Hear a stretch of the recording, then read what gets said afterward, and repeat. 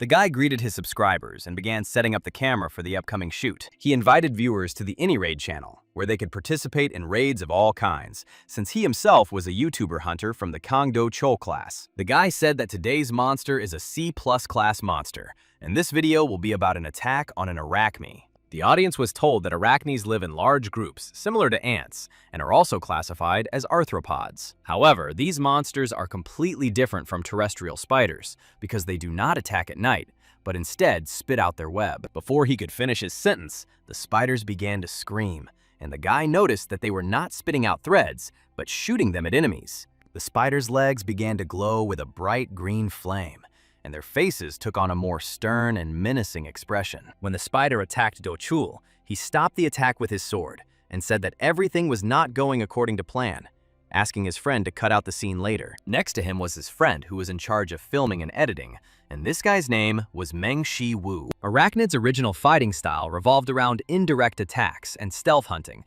rather than a frontal assault. For this reason, they first spit out a sticky web. To completely immobilize the enemy and deprive them of the ability to resist, they then inject a deadly poison into the paralyzed target, causing it to slowly die, so direct attacks are uncommon for them. At some point, Dochul noticed something strange. The veins on his face began to appear more and more prominently. He shouted at Meng Shi Wu, promising to talk to him later, and rushed furiously to attack the huge spider. He swung his sword masterfully, cutting off the monster's paws, from which poisonous green slime immediately flowed. Another spider appeared in front of him, screaming loudly, but the guy was not afraid and resolutely rushed towards it. With one powerful and precise blow, he cut the spider in half, dispatching it instantly and without hesitation. Dochul found himself standing on a whole mountain of corpses of defeated monsters and breathing heavily from fatigue. He asked his friend why the arachnes attacked so strangely, since he said that they first used webs. Then he wondered if these monsters were already in a desperate situation and had nothing more to lose. An enraged Dochul grabbed Shi Wu by the shirt and demanded to know why he continued to act innocent. Even after Dochul apologized, it didn't stop him, and he punched the guy in the stomach, not realizing what was changing and making him angry. As Shi Wu lay on the floor trying to catch his breath, Dochul ordered him to gather information about the monsters, much better. He added that Shi Wu had no special traits and that he was completely useless to the team in battle. Shi Wu thought about his own characteristics. After all, he was an awakened one, but his ability was completely insignificant. His skill turned out to be absolutely useless for the work of hunters, since he really did not possess anything. To survive, Shi Wu chose a different path for himself, carefully analyzing monsters and studying their habits. He showed the hunters the location of enemies, told them about their weaknesses, and taught them how to properly plan attacks. Dochul continued to insult Shi Wu, saying that because of his mistakes, he almost died and his friends could have lost their lives. But at that moment, the comrades sitting next to him suddenly began to tremble and point their fingers somewhere behind his back. Dochul was perplexed, looking at his friends.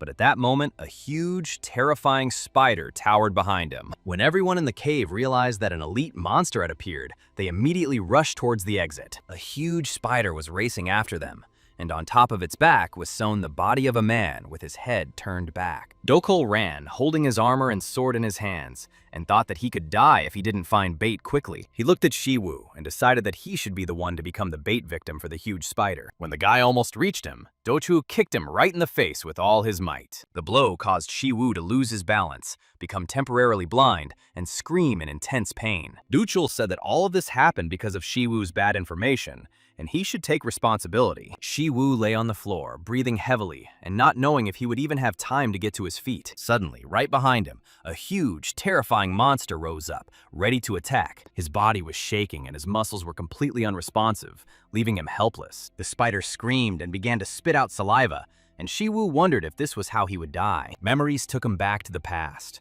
where he stood at a woman's bedside in a hospital. He looked at her tenderly and called her his mother. Then she extended her hand to him and said that he must always protect his sister. At that moment, he came to his senses and realized that he could not die here, because for the sake of his younger sister, he was obliged to live. He grabbed the sword that his comrade had dropped earlier in the heat of battle. Gathering all his resolve, he turned towards the enemy, thinking only that he had to survive. With a furious cry, he swung his sword, preparing to deliver the killing blow. After his blow, one of the monster's limbs flew to the side, and suddenly a fire appeared that he did not expect. When he looked to the side, he saw a blonde guy in a hood next to him. The stranger was wearing a red cloak and had a strong build, and Shi Wu wondered who he was. Suddenly, a powerful purple explosion was heard in the cave, illuminating the entire space. Shi Wu and the mysterious guy immediately turned towards the source of the sound. There stood a man with white hair and sharp teeth, and in his hand, a purple fire was sparkling. He jumped down and flew towards the stranger,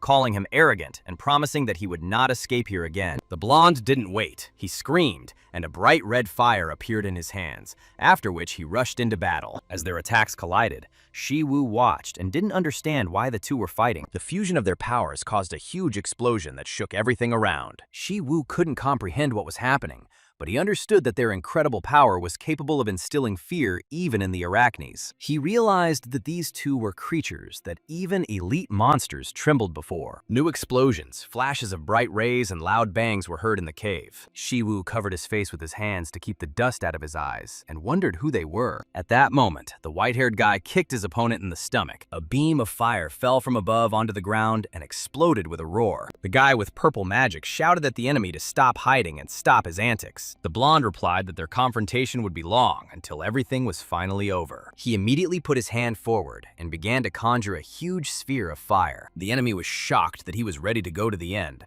but was not going to refuse the fight. He fired a stream of purple magic towards him, and their powers clashed. As soon as the two beams touched, an incredibly bright light appeared. The white-haired guy stated that at this rate, the stranger wouldn't leave here unharmed either. The blonde replied that he didn't care and continued to smile, even in mortal combat. He turned to Shi Wu and said that it only happened because he left the possibility open. Afterwards, he apologized to Shi Wu for dragging him into such events. Their two beams began to mix, turning into one huge destructive sphere. Then there was a deafening explosion, the light of which illuminated the entire cave. The last thing the blonde said was that he was leaving all his affairs to Shi Wu. After a while, everything stopped and the dust cloud gradually dissipated. Shi Wu peered into the cave, trying to figure out what had just happened. He started looking around and couldn't comprehend what had happened. Suddenly, he felt that his foot was standing right on the phone. He picked up the device and didn't understand why there was a smartphone there. A message appeared on the screen asking for confirmation of the new manager. The guy didn't understand anything because the phone was already showing a connection check. Immediately after this, a notification appeared about the change in the manager's position and its successful completion. A blue light emanated from the phone, and the spirits of warriors began to appear in the air. A greeting appeared on the screen, and it turned out that he was now at GodTube and had become the new manager. When the boys ran out of the cave into the street, the sun was already shining brightly and the air was filled with freshness. They all fell to the ground, breathing heavily and trying to catch their breath after the grueling fight. Dochul couldn't believe he was so unlucky that he met an elite monster in a plus dungeon. His comrades claimed that it was thanks to him that they all survived, because he used the operators as bait, and this saved their lives. Dochul said that it was not for nothing that his channel's motto was, "We will raid everything we can," because he was prepared for such situations. Suddenly, Shi Wu ran out of the cave, his eyes burning with anger, directed straight at Dochul. Dochul turned around in surprise, not believing that Shi Wu was still alive and standing in front of him. When a fist flew towards him, he managed to stop the attack with his elbow, and then he himself struck at Shi Wu, asking if he had forgotten that his rank was only F. Dochul said he didn't know how Shi Wu got out, but admitted he was very lucky. He would have been too lazy to look for a new editor, so an evil smile appeared on his face. Shi Wu couldn't believe that Dochul seriously thought he would continue working for the man who tried to kill him. Dochul pressed the point, reminding him that it was Shi Wu who begged him for help and cried while talking about money for medicine for his sister. He said that he helped him out of generosity, and now Shi Wu is obliged to repay him and has no right to do this. Shi Wu responded that he had formed habits due to Dochul's pressure, and that he might post a video of himself being dumped, asking if Dochul could imagine how many views the video would get if it were posted online. Dochul only laughed ominously, saying that Shi Wu knew perfectly well that he could kill him right here. Shi Wu understood this, but said that then Dochul would go to jail and lose the channel he had created with such hard work. Dochul's eyes began to glow red, and he threatened that if the video was released, Shi Wu's sister would not be safe. Dochul turned to his comrades and ordered them to find a new editor, and then told them to grab their things and get out of there. Shi Wu said as he left that he should just try to harm his sister, and then he would understand what they would do to him. Sitting at home at the table, Shi Wu was scrolling through his new phone and looking at a site called GodTube. He didn't understand whether these were really channels of gods and not ordinary people behind them. YouTube turned out to be a free platform where anyone could upload their videos, and the most popular channels were those of hunters. A girl with the nickname Saint said that she bought a sword from Hephaestus and was going to test it on Lucifer. The guy with the nickname Thor fought with the World family, and for him it was a trifle, because he defeated the boss in 12 minutes. Shi Wu recalled the gods of mythology, historical heroes, and legendary figures, comparing them with the owners of these channels. He wondered if they were the ones who were in charge of all this and behind the channels. Shi Wu remembered the blonde man he met earlier and tried to understand why he gave him a phone. He put the gadget on the table and thought about how confusing and difficult it all was to understand. If this is true and the channels are indeed controlled by the gods on YouTube, then this changes a lot. It's incredible, but these channels always have at least 1 million subscribers from the very beginning. The guy decided that it didn't look so bad, and he should try it himself. A table appeared on the phone, inviting people to participate and study a lecture on the traits of insight. Afterwards, he was informed that he had subscribed to Zhuge Liang's channel, one of the 3 known channels, and now he suddenly gained S+ rank insight. Shi Wu was shocked because S+ only existed as a classification, not a real rank. The people who fought against the Demon Lord were once the 13 heroes, and they were assumed to have S+ traits. He couldn't believe that he could get something like this just by subscribing to the channel. If this was really true, he should have felt a change. But looking at his hand, he felt nothing. Perhaps this improves observation and intelligence, and then the difference will be difficult to notice immediately. The Hercules channel announced an event for 10,000 subscribers, a free personal training session on lifting the House of Zeus. Shi Wu subscribed to this channel as well, deciding to see if he could notice the difference. The table showed that he had subscribed to Hercules' channel, the second of 3, and had received superhuman strength of the ES rank. Shi Wu was shocked and couldn't believe that this was real, and he slammed his fist on the table. Having miscalculated his strength, he smashed the technique into small pieces and realized that he had indeed received the SS trait. The table confirmed that he was using superhuman strength, and his mastery of its use had increased by 0.1%. Shi Wu couldn't believe that he had obtained such a high-ranking trait just by signing up. He looked at the phone for a long time, then grabbed his head, realizing that he had absolutely no idea what this god tub was. The table informed him that his S+ insight skill had increased thanks to his reflections,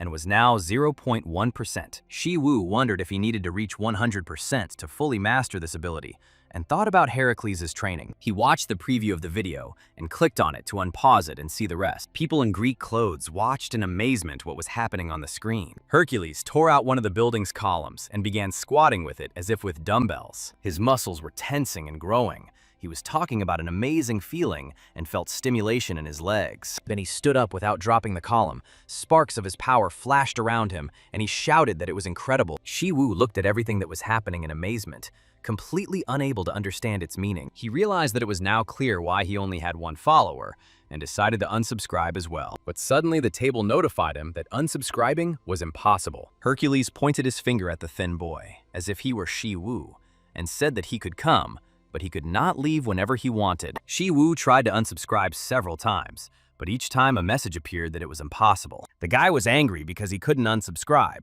and Hercules said that he would wait for him tomorrow. Suddenly, his thoughts were interrupted by a call from Dokul. Shi Wu was surprised and didn't understand why he suddenly called him. He picked up the phone and coldly asked what he needed, surprising Dokul, who thought he had been blocked. Shi Wu interrupted him and asked him directly what he wanted, but he asked a counter question.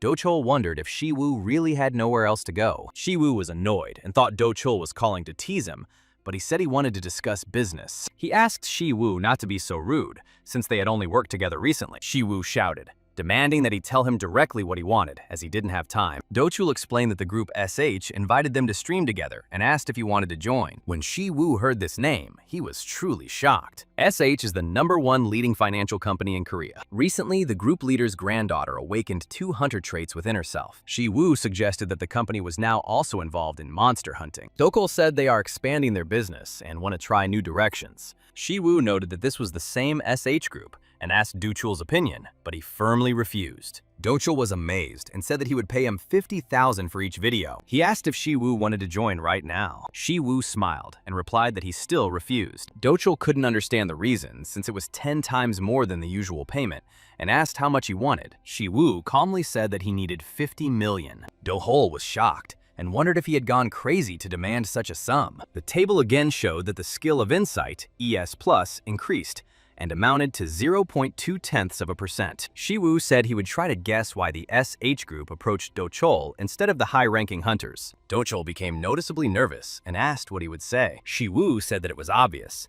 The headmaster's granddaughter had just obtained 2 E-rank traits, and Han Taesong wanted her to learn the basics. And the main basis for hunters is hunting monsters. And it is for this reason that Decolia's channel has gained 210,000 subscribers. Shi Wu emphasized that Do Chul only made money thanks to his unique strategies. He said that in fact, Representative Han Taesong approached Do Chul precisely because of Shi Wu's knowledge. Do Chul started stuttering and said that 50 million was too much. Shi Wu asked if he didn't want to take it back. Do Chul couldn't answer anything and his teeth were grinding with anger. Shi Wu hung up and threw the phone on the table. He said that if Do Chul couldn't get a loan or credit, he should look for someone else. And so together, Shi Wu and Do Chul with their team find themselves in a dungeon of a certain rank. Shi Wu asks his comrade when he plans to transfer the rest of the money. 도철은 이미 그가 이전에 이송을 언급했다고 말한다. Suddenly they hear a strange sound, and one of them turns around sharply, trying to figure out the source. A girl stands before them, introducing herself as Han Cherin, and declares that she will join the raid right now. Shi Wu looks at her and doubts that this is the real Han Cherin, but notes her beauty. He understands that it will not be easy to approach such a girl and win her favor. As long as Shi Wu gets paid, he decides to just do his job without asking any questions.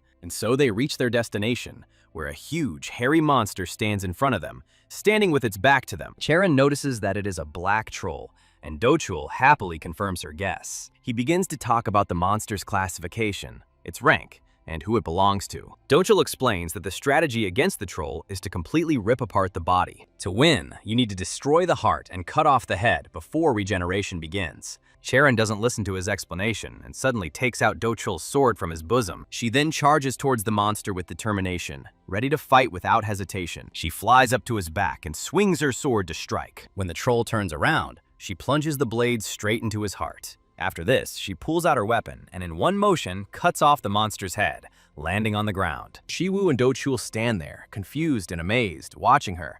And the girl says that it was easy. Do Chul admits that he didn't expect such a flawless victory and calls her a worthy S-rank hunter. Charon waves her sword, shaking off the blood, and replies that the guy is just flattering her. Shi Wu, who had been silent the entire time, notices that the girl has an unusual sword. He assumes that this is Aurelian's legendary weapon and inquires about its price. Charon looks at the blade and calmly says that it is worth about 20 billion. 도철은 그런 말에 놀랐지만 시우는 그 말을 듣고 기뻐했다. The girl points forward and says that they shouldn't limit themselves to just one troll. An hour later, they go deeper into the cave and continue their journey. There's another pool of blood at Charon's feet, and she says she's slowly figured it out. They assume that the trolls are gone and think that the raid can be completed. Do Chul bows before the girl, takes her hand, and thanks her for the work she has done. In his mind, he realizes that he missed the chance to make connections in the guild and will lose 50 million because of Shi Wu. Shi Wu notices his mood and thinks that this is what he should be worried about, not something else. Suddenly they hear strange sounds and everyone becomes wary.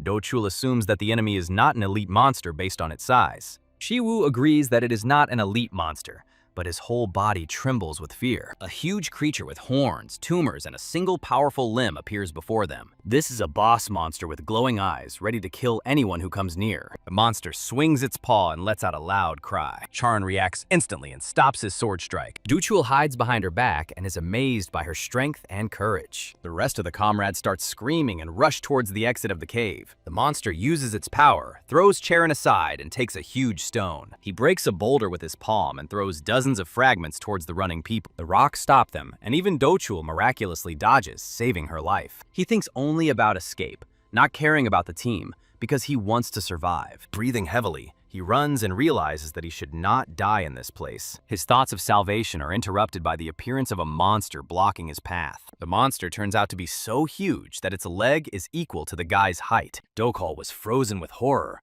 unable to move, realizing that death was near. Suddenly, Charon returns and stops the giant hand's blow, but this time she can't take it anymore and flies off, crashing into the wall with a cry of pain. A monster appears in front of her and raises his fist for the finishing blow. The girl clearly understands that she doesn't have time to dodge, but she must try. Gathering her last strength, she jumps back and finds herself near the monster's head. Charon uses magic and delivers several blows to his neck. The monster's eyes flash brightly, as if it were looking straight at her. The monster raises its bony hand and tries to bring it down on the girl. Charon reacts in time, jumps back, and falls to the floor. The monster's hand still flies towards her, and she, trembling, holds it back with her sword. Shi Wu watches in shock and realizes that they cannot win. He thinks that even with Han Charon, an S-rank hunter, they have no chance without experience. The monster slams its hand into the ground, and the cave shakes with an explosion. Shi Wu looks at his evil eyes and realizes that victory is impossible. The only choice he sees is to leave Charon and run away. Otherwise, he too will die in this deadly place. The guy was thinking about the possibility of believing in an SS-rank superpower on GodTube,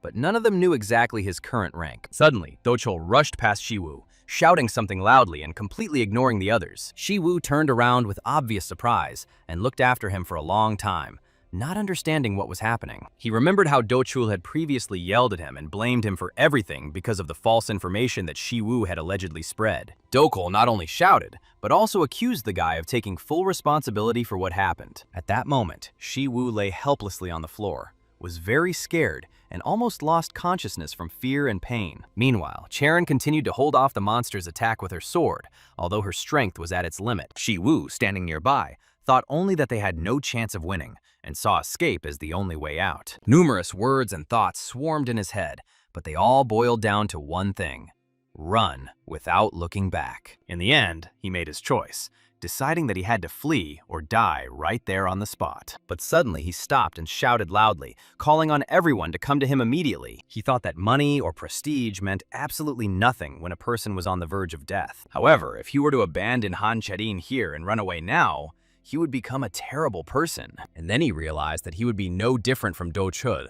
So he screamed and raised his clenched fist. After that, he activated his power, and his hand collided with the hand of a huge monster. The monster was surprised and did not understand at all what was happening at that moment. Charon was surprised to see that the boy had managed to cut off the monster's arm with one movement. She looked at her comrade and did not understand who he really was and where such strength came from. As Shi Wu walked through the dark cave, the figure of Hercules suddenly appeared behind him. The guy stopped in the middle of the road and began to breathe heavily, feeling a surge of fatigue and tension. Then he looked at his own hand, his eyes lit up, and he felt a power flare up inside him. The huge monster stood motionless, its palm stuck in the stone roof of the cave. But after just a few seconds, he managed to free his hand, and his clenched fist flew forward. This blow landed directly on Shi Wu's body, who, gathering all his strength, tried to stop it. The monster pressed harder and harder on him, but the boy was adamant and continued to stand motionless. Shi Wu held on for a little while longer, and at that moment loudly gave a command to his partner. She raised her sword,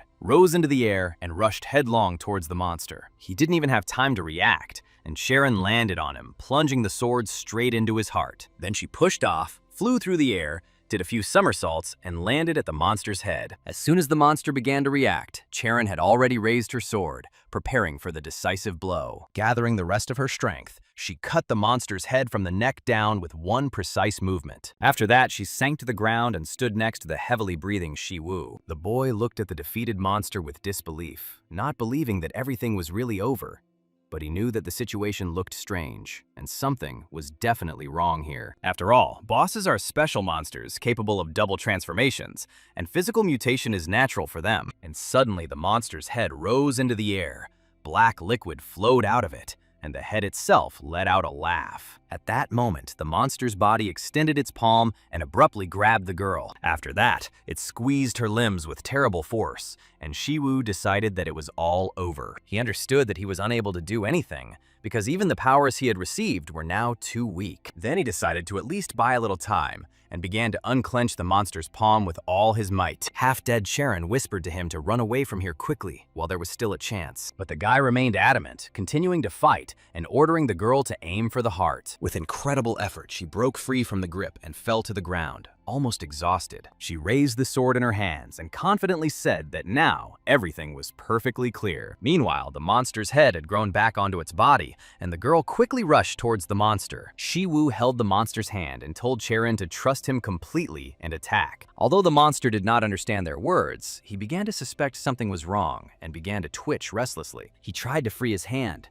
but a girl with a sword was already rushing towards him. Running to cover the distance, she climbed onto his arm and cut through the muscles along with the skin. After that, she found herself at the monster's chest and forcefully thrust the sword straight into the heart. Shi Wu knew that he couldn't hold out for more than half a second. There was no time to explain. That's why he shouted that the monster had two hearts hidden at once, and that he needed to look for the second one. He was sure that the girl with her sixth sense would be able to guess where it was located, but the monster continued to attack, and Charon was thrown back by the force of the blow. Shi Wu believed that she would definitely figure out where exactly the monster's second heart was, and then the girl accelerated again, jumped up and thrust the sword into the other side of the chest. Shi Wu used magic, jumped up and loudly declared that the monster had to stop. He said that the monster must accept its death and no longer resist. The system noted that his skill had increased slightly, and this gave him strength. The last thing the ogre saw was the face of an enraged boy rushing towards him. Using the power of magic, Shi Wu delivered an incredible blow directly at the monster's head. Charon covered her face with her hand to keep the dust out of her eyes, and thought with relief that they had finally won. But then her attention was drawn to how abruptly her partner's behavior had changed,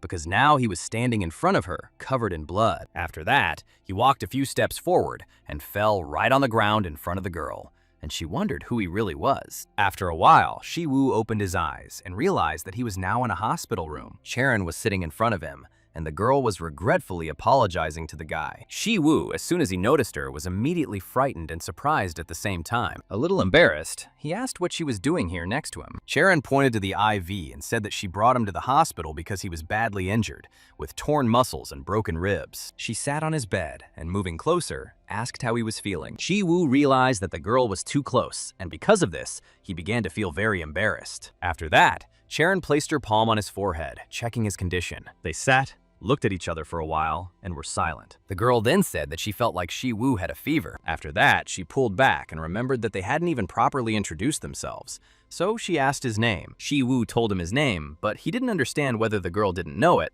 since she should have found out his personal information upon hospitalization. Charon, as if reading his thoughts, replied that she wanted to hear it directly from him. Shi Wu was surprised and wondered if she could really read his mind, since her unique trait as an S-class person was her sixth sense. The girl said that Shi Wu must still be groggy after waking up, but she still wanted to make him one proposal. Shi Wu was extremely surprised when he heard her words. The girl didn't waste any time and asked if he wanted to join her team. Shi Wu liked the proposal and asked if all this was just because he had fought the ogre. Charon interrupted him and asked what he thought about a 1 billion won annual salary. She added that they would also split any spoils from the monsters in half, and Shi Wu decided that this was madness. The girl said that she heard about his younger sister Soa's blood disease and added that she would pay for her treatment. Shi Wu was glad to hear this, but suspicions still remained in his mind. The guy asked what he had done to deserve such a high price. Charon also asked him to develop one strategy. This strategy would work for all the monsters she planned to hunt in the future. Closer to the night, left alone, the guy wondered whether it was worth refusing her offer. After all, earlier, when talking to the girl, he directly said that he refused. Charon then replied that she understood everything, but asked him to let her know if he changed his mind.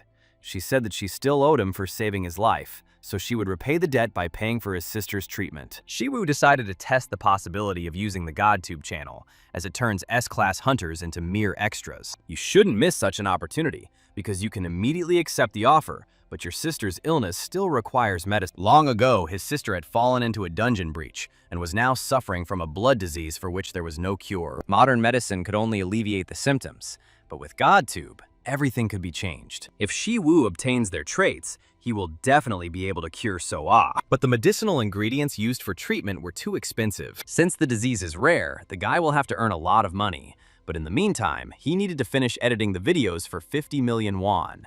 Shi Wu spent a long time typing on his laptop and reviewing the footage. Suddenly, he stopped, because something caught his attention. He watched the moment where the girl was talking about the cost of her sword, and I wondered what would happen if I made my own equipment and sold it. He came to the conclusion that he could earn billions in the shortest possible time, but he only had one subscription left. If a guy wanted to get an extra subscription, he had to join the group, which cost 1 million. The only sure way to create a weapon is to study metallurgy. That's why Shi Wu subscribed to Hephaestus's channel. Once he did this, the tablet informed him that he had obtained the metallurgy of a god. The room became hot from steam, lava, and hot metal. The man counted 1, 2, 1, 2, and hit the weapon with a hammer.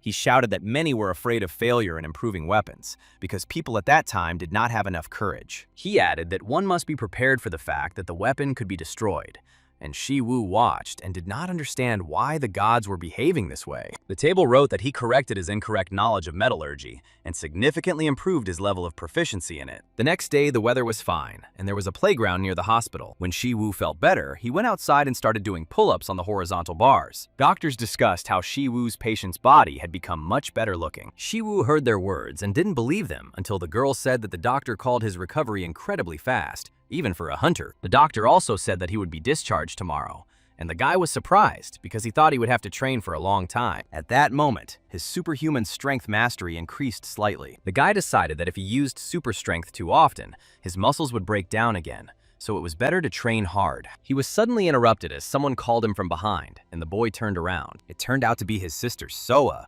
who said she had heard about his imminent discharge. She said that she was very worried because her brother was admitted to the hospital in serious condition. She didn't understand why the doctors said he should stay in hospital for a month, but now they were discharging him in a week. Shi Wu thought his sister was stupid and thought she was disappointed that he was being discharged early. He smiled and said that she shouldn't worry about money because at least here she didn't have to think about it. The guy patted Soa on the head, and the girl said that she knew that Chetanuni was paying for all the treatment. Shi Wu was very surprised to hear this addressed to his sister. Soa explained that the girl herself asked to be called that because she doesn't have any sisters, and Soa looks very much like the younger one. Shi Wu was amazed and asked his sister if they had ever met before. Soa cheerfully replied that yes, Charon sometimes came to visit, although he himself had never seen her. The girl explained that Charon visited her while her brother was training, and asked if everything was okay with him. The guy thought, because Charon was very busy as a hunter, but still found time, did she really still want to recruit him? Soa suggested that Charon was doing this because she liked her brother, since the nurses were always talking about him. Shi Wu sharply told his sister to forget about it, stop chatting nonsense and quickly go inside, because he needed to go somewhere. Now the guy was only determined to make money, and now Shi Wu is already in the dungeon, but he can't understand why he is scared.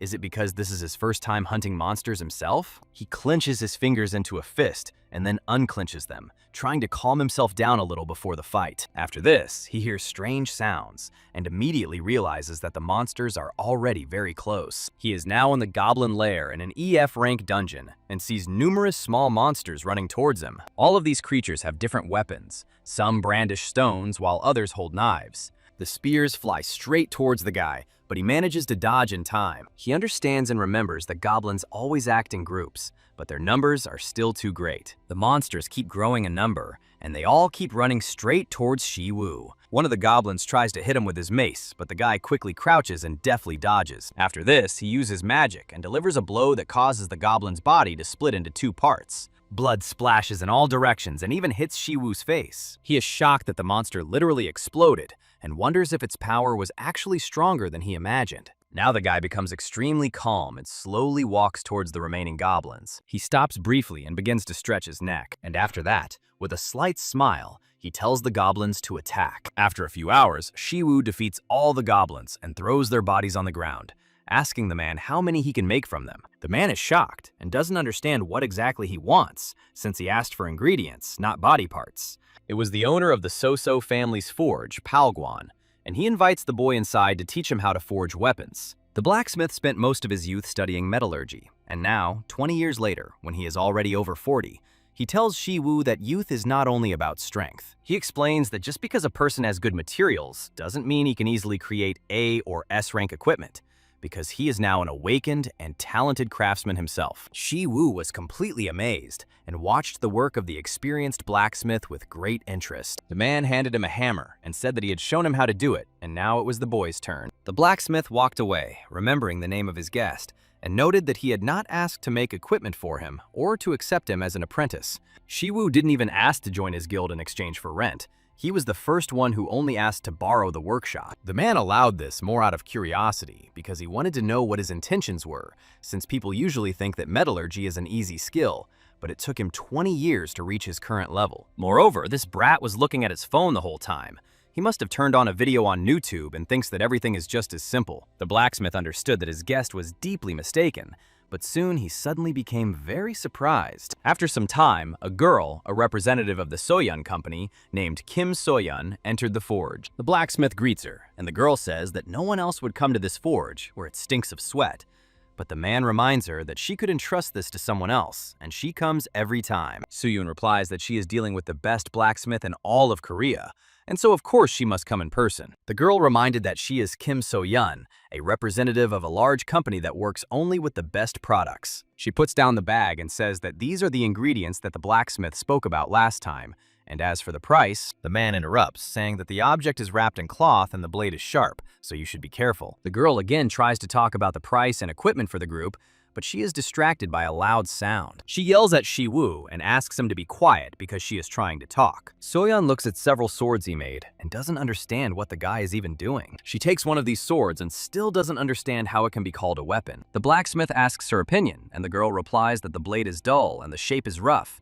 And how could anyone use it at all? The man then asks what she would say if she found out that they were made from the bones of goblins and kobolds. So-yeon was completely shocked when she heard this, and the blacksmith added that the material was in even worse condition. He explained that it was done by a man who had picked up a hammer for the first time that day, and the girl asked if he had really taken on a new apprentice. The man said he had thought about this idea, but the guy's type of work turned out to be too unusual. The work looked too incredible for someone who was holding a hammer for the first time. Shi Wu confidently hit the blade with a hammer and was not at all afraid of fire. Even when everything around him was melting and flames were covering him, he did not get distracted and continued. The blacksmith said that he had never seen anyone make weapons from such material before, but the boy still refused to become his apprentice. So-yeon was very interested and turned around to get a better look at this guest. Shi Wu was working tirelessly at this time, only occasionally pausing to wipe the sweat from his forehead. And now he had a spear of black metal in his hand, and his god metallurgy skill had increased significantly. Several tables appeared next to the guy, indicating the percentage by which his skill had increased. Shi Wu didn't believe that he was able to make equipment from trash, because he managed to create a weapon, but he didn't know how to sell it now. Suddenly, So-yeon appeared behind him and asked if the guy was really thinking about selling the sword. She introduced herself as a representative of the So-yeon company and extended her hand to him. Shi Wu had heard of So-yeon before, as they specialize in the hunting business and consider trust and reliability to be their core values, making them quite well known in the industry. The girl said that their company only deals with the best products in Korea, and if the guy wanted to sell a gun, she would buy it. So-yeon asked to see the weapon closer, and Shi Wu, hearing about the money, asked how much she was willing to pay for the blade. Shi Wu heard the price of 1 million won for one such weapon and immediately returned to work. After the deal was made, the guy started making weapons with unprecedented persistence, like a madman. Meanwhile, So-yeon found rich clients and resold all the weapons he created. After some time, So-yeon returned to the forge and screamed with joy. After all, her company has now officially signed a contract with the influential SH Group. She noted that the guy did an excellent job because everything from the quantity and delivery time to the quality of the equipment was impeccable. Otherwise, they would have had huge problems. She took Shi Wu's hands in hers and thanked him, saying that if he needed anything, he only had to say so, and she would get it for him. After that, she took out her phone and asked him to check the bill. Shi Wu took the phone and began to read it carefully, and a lot of numbers were glowing on the screen. 2,800 seemed less to him than he expected. So-yeon was surprised to hear such words and asked him to check again. His balance was 2.8 million, and this made the guy very happy, because it was at that moment that he was finally reborn as a slave to money. Shi Wu sat, loaded down with weapons and heavy armor, and stared intently at the screen of his phone. He couldn't believe the numbers he saw on his balance sheet, and repeated them to himself over and over again to make sure. Now he realizes he can subscribe to a GodTube subscription, and to please himself, the guy looks at different channels with legendary doctors. Among them were Hua Tuo, Hippocrates, and Huo Zhang. And a subscription to all three channels cost 300 million won a month. But in his current situation, he could only choose one. For Shi Wu, this choice was really difficult, so he thought for a long time, trying to make the right decision. He finally decided to test his luck and clicked the subscribe button, making his choice almost blindly. He was scared and anxious from the unknown, because he didn't know who exactly he had signed up for. But he decided that it was better to do something than to do nothing. After some time, the blacksmith told him that nothing could be done, since fragile materials are very difficult to polish, so it is worth keeping the processing to a minimum. Although precision machining is possible, even with highly brittle materials, the process requires absolutely precise and meticulous work. Their conversation was suddenly interrupted by So-yeon, and the blacksmith asked why she kept coming, but the girl replied that she came solely because of Shi Wu. Shi Wu, upon seeing the girl, immediately greeted her and admitted that he had been waiting for her, which made So-yoon genuinely happy. He handed her a small piece of paper and reminded her that last time she said she could get everything he needed, and then asked if it was possible to get those things. So-yeon happily accepted the paper and confidently said that of course she would get everything as he asked. The sheet of paper contained a list: mountain frankincense, silphium, saxifrage, century-old ginseng, century-old rune flower, and malnary. Shi Wu asked if it was really that hard to get all of this, but the girl calmly replied that it was possible, although it would be quite expensive. She clarified that such rare ingredients cost approximately 300 million won, but was willing to give the guy a 20 million won discount. All these things were needed by Shi Wu to improve his mastery of the divine medical art, which he obtained through his membership on GodTube, where he subscribed to Hua Tuo's channel. Improving his skill level on his own proved difficult, as these were rare medicinal herbs that he didn't know where to get, and he even doubted whether they were sold anywhere. If it weren't for Miss So-yoon's help, the boy probably would never have been able to obtain such ingredients.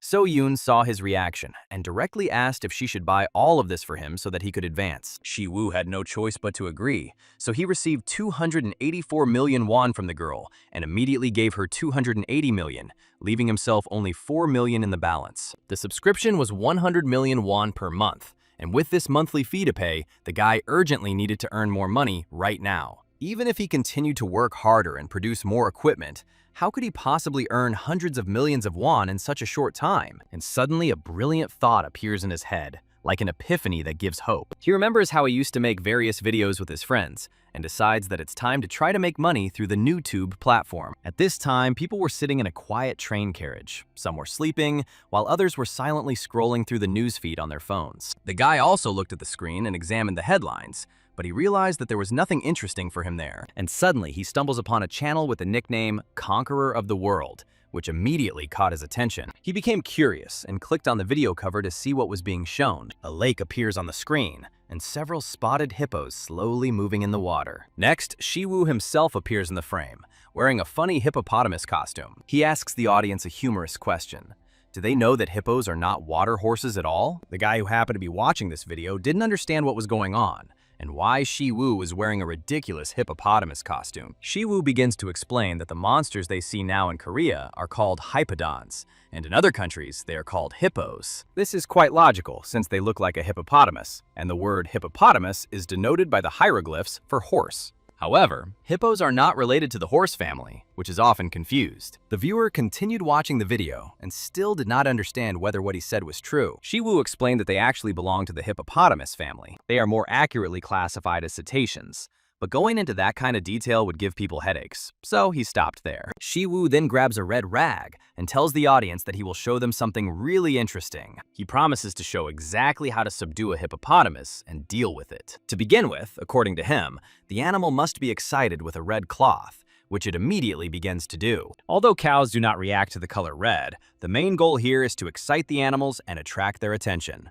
Shi Wu starts waving a red cloth and loudly calling the hippos to come to him. At first, the animals only wake up sleepily and move lazily, without showing much interest. But when they saw the red cloth, their eyes filled with rage and they became angry. And now a whole crowd of small hippos is rushing towards Shi Wu, ready to attack. However, the guy, not knowing fear, stands motionless and continues waving the rag. He confidently says that to defeat a hippopotamus, it is enough to simply beat it and catch it. The guy who watched the video was in complete shock and didn't believe that this was his entire strategy. Shi Wu, dressed as a hippopotamus, throws down his rag and runs boldly towards the pack of animals. He is not afraid of either the huge teeth of these animals or their furious, sparkling eyes. He runs closer and closer to them and crashes right into a huge pile of animals.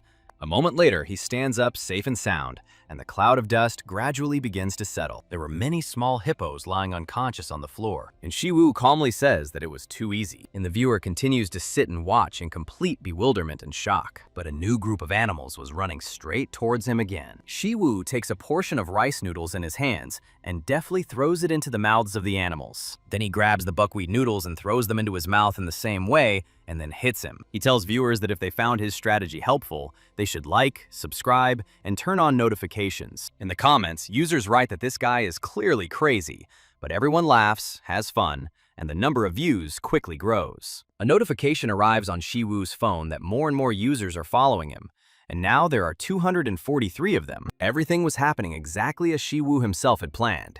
And so far, everything was going smoothly and successfully. The first video had already garnered 127,000 views, and the number of subscribers continued to grow rapidly. Comments under the video said that the video was very funny and that viewers really liked it. Shi Wu realized that the audience seemed to not be into the concept of his previous video and was receiving it negatively. This time, the reaction was positive only thanks to the algorithm, because the guy can't film battles with low-class monsters forever. He recalled the well-known adage that one must strike while the iron is hot. Otherwise, success can quickly disappear. As is well known, due to the high adaptability of the audience, more and more intensity is required to maintain constant interest. And this is the guy's specialization, because analyzing monsters and developing strategies has always been his real job. Shi Wu worked as a blacksmith, sold weapons, and also filmed and edited his own videos. For him, 1 million subscribers was not just a dream, but a goal that he worked towards despite the difficulties. But on the way to this success, the guy had only one serious problem. One day, while he was sitting and editing another video, his nose suddenly started bleeding. The guy felt sick and grabbed his head, but he still understood that he had to finish the editing. Regular dungeon raids and constant deliveries were putting too much strain on his body. He couldn't take it anymore and lost consciousness. And before falling, he hit his head hard on the corner of the table. His body then fell to the floor and hit the chair, which only added to the injury. Now he lay there, exhausted, covered in bruises, and realizing that he had spent too much time at work. It was unknown how much time passed, but soon Shi Wu woke up, and his face was covered in sweat. At first, the boy didn't understand where he was, but soon he recognized the ceiling of his own room. It turned out that he had passed out not for a few minutes, but for a whole day. And only the super strength of Hercules saved him from the worst. As soon as he woke up, he grabbed his phone and realized that he urgently needed to check the video and the time. The clock showed 4:30 in the morning, which shocked him. It dawned on Shi Wu that he had been unconscious for a whole day and had completely fallen off schedule. He realized that at this rate, he would die of exhaustion before he had time to earn any money. And then he decided that he urgently needed to hire a professional editor for his videos. The next day, the guy was sitting in a cafe, drinking a drink and looking through his phone. He was reviewing applications for the position of editor and did not expect that there would be so many applicants. Shi Wu wondered if so many applications came just because of the high salary. The base salary was 3 million won plus additional incentives for views, and money proved to be the best bait, so the guy wanted to choose the candidate who could bring him the most profit. He carefully studied the submitted video, noting the appropriate sound effects and good humor. His editing skills were noticeably better than Shi Wu's own, which made an impression, but he was worried that a lot of time had passed and the author of the video still hadn't appeared. The man called himself Pak Doku, and the boy remembered his name clearly. Shi Wu messaged him and asked him to meet at a cafe, which he agreed to. He thought the meeting was scheduled for 1 o'clock in the afternoon, and from the style of speech, he expected to see an adult man. The guy decided that the experienced person was even better, but he still sent another message. He noticed that his interlocutor was not reading him and thought that he might be in a hurry to get to a meeting. In the end, Shi Wu put his phone down and decided to wait a bit. After a while, the guy started to get nervous and didn't understand where the candidate had gone. Suddenly, the doors of the cafe opened, and a man entered the room, apologizing for being late. He saw the angry Shi Wu and immediately said that he came to interview the editor. In front of him stood a pretty girl with glasses, who introduced herself as Park Doku. Shi Wu was surprised because he expected to see an adult man, not a young girl. He immediately asked why she was so late and didn't even read his messages. The girl explained that she had been editing a video until late and had forgotten to pack her brother's lunchbox, which was why she was late. Shi Wu asked what kind of video she had edited, and the girl replied that she had attached it to her application. He was surprised that she had done such an edit in just one day, but Doku corrected him by saying that it had actually taken her about 3 hours, which amazed him even more. Shi Wu was completely shocked by what he heard and couldn't believe his ears. The girl noticed his reaction and didn't understand why he was looking at her so strangely. The guy broke the silence and addressed her, calling her by name. Not knowing what to expect, she burst into tears and asked what he wanted from her. Shi Wu calmly asked when she could start work, and the girl was surprised and asked if she really needed to start right now. The guy explained that editing usually takes him about 8 hours, but she did it in 3. He noted that the ad stated 2 videos a week, sometimes 3, and that the pay would correspond. After this, he extended his hand to her and said that he would now be under her supervision. Shi Wu happily called the girl his new editor. Doku stood up from the table, bowed low, and said she would work hard. accidentally hitting her head on the table. Suddenly, people around started to get up and run out of the cafe in panic. It turned out that a C-rank dungeon breach had begun, and residents were urgently called to evacuate. Doku called the guy boss and said that they also needed to leave quickly. But he responded differently. She was surprised by his words and did not understand what he meant. Shi Wu just smiled mysteriously and looked into her eyes. He handed the girl his phone and told her to follow him, although she didn't understand where. The guy explained that they were going to earn money, despite the danger. While all the people were running away, Shi Wu and Park Doku headed straight towards the dungeon. He turned around and told the girl to start filming. Doku quickly realized this, picked up the phone and started filming. Huge armored goblins emerged from the portal, and the people around them began screaming about the need to run. Shi Wu didn't pay attention to this, ran towards the monsters and shouted for a portion of rice noodles. He then demonstrated his strength with one powerful blow, crushing one of the goblins. He then loudly reminded viewers to like, subscribe, and turn on notifications. Now he was confident that he could start making real money on his channel. Helicopters arrived at the scene, along with emergency services, and everyone was ordered to immediately leave the street and take shelter. But suddenly, out of nowhere, a huge goblin head flew straight towards them,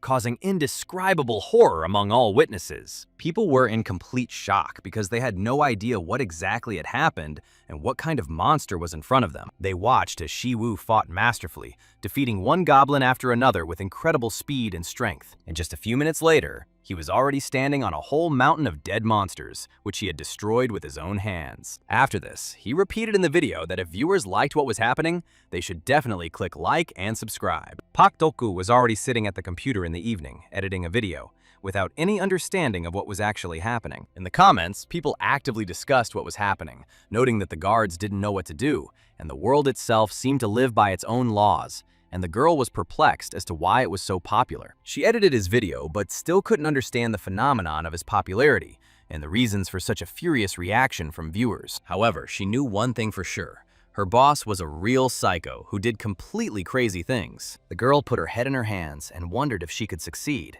when suddenly her younger brother and sister appeared behind her, declaring that the chicken was very tasty. Her younger brother and sister said they had left some food especially for their older sister and suggested that they all eat together.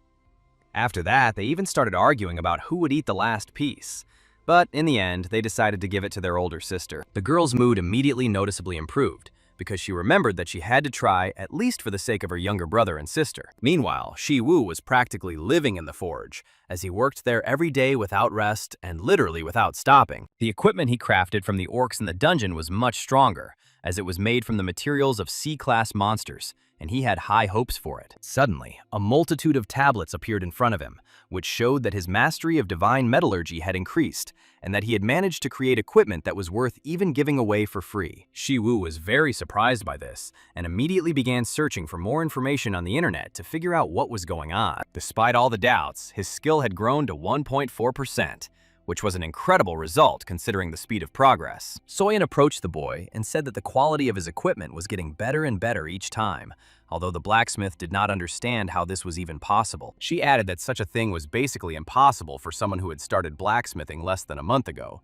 and Shi Wu just looked at her in surprise. He just laughed and said that he still had a very long way to go before he could achieve true mastery. Then Soyeon immediately asked him if he was really going to sell this weapon, and Shi Wu confirmed it, while also asking if she knew how to do it at the highest possible price, to which the girl replied that everything should be entrusted to her. And after that, she noticed that the guy now looked much better than before, and told him about it. After all, before, the bags under his eyes reached almost to his chin, which made him look more like a zombie than a living person. At that time, she couldn't even tell if he was a human or a zombie, but now he really looked like a man who had regained his strength. Shi Wu realized that since Park Doku started editing his videos, he had a little more time to sleep, although he was still very busy. Although the last time, after he was paid his hazard pay, he had almost no funds left for additional personnel expenses, he still decided that helping with the video shooting could not be considered a full-time job as an editor, and therefore, he really should pay her fairly. Kang Du-chul was a real piece of trash who had no respect for Shi Wu's work back then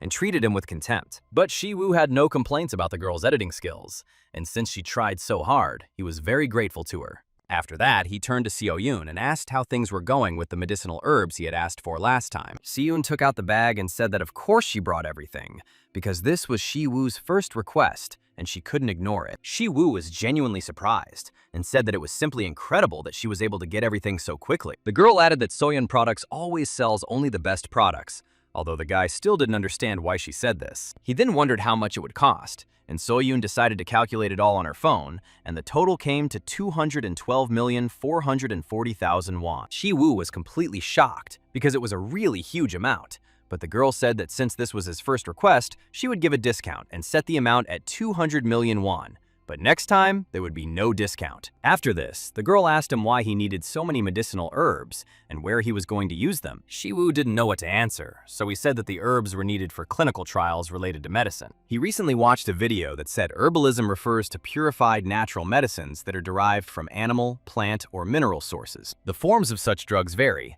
but most often they are divided into decoctions, powders, tablets, and creams, which are the most common. Shi-woo listened to the explanations about herbs, their medicinal effects, which extend to the roots, stems, bark, fruits, and seeds of plants, and their role in medicine, but he did not understand at all what was being discussed. He realized that at this rate, he would not be able to improve the level of decline of the divine art of medicine, which made him very sad. Suddenly, a table appeared on the screen, indicating that the boy had gained high-level knowledge and his skill and insight had increased slightly. In simple terms, this video is about learning about medicinal herbs used to treat diseases and gaining knowledge about their effects. The tablet informed him that he had understood the definition of herbalism, and his mastery of the divine art of medicine had increased slightly. Later, the table reported that the guy had prepared a decoction that could be beneficial for his body and strengthen his body. Thus, the level of divine medical art proficiency increased slightly again. Shi-woo looked at the concoction he had brewed and didn't understand whether it was really edible,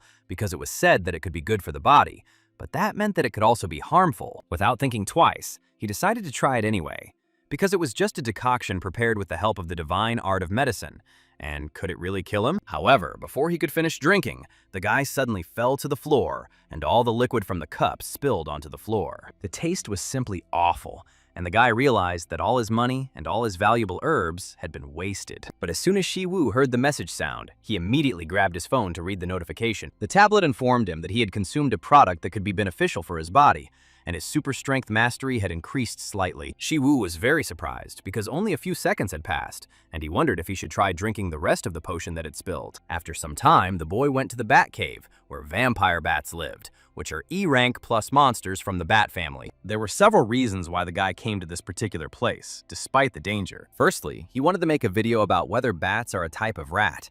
And secondly, he wanted to get loot from vampire bats to craft new equipment. Finally, he was going to study the diseases of vampire bats, because they lived in groups of at least several dozen or even hundreds of individuals, and a wide variety of diseases lived among them. However, it was surprising that bats themselves were not susceptible to these diseases, and if we could figure out why they were so resistant to blood diseases, it could help in treating similar diseases in humans. It was certainly not easy, but with the help of the divine art of medicine, such a thing could well be possible. Suddenly, Shi-woo felt something, but it was clearly not bats, but the tracks of strangers. The guy decided it was best to avoid them for now, and just in case, he went to the edge of the cliff to look down. There he noticed a group of people, and it turned out that they were Kang Do-chol's lackeys, and Shi-woo could not figure out how they got there at all. After all, while the dungeon is assigned to him in the Hunter Management Bureau, other hunters cannot enter it, although sometimes there are coincidences.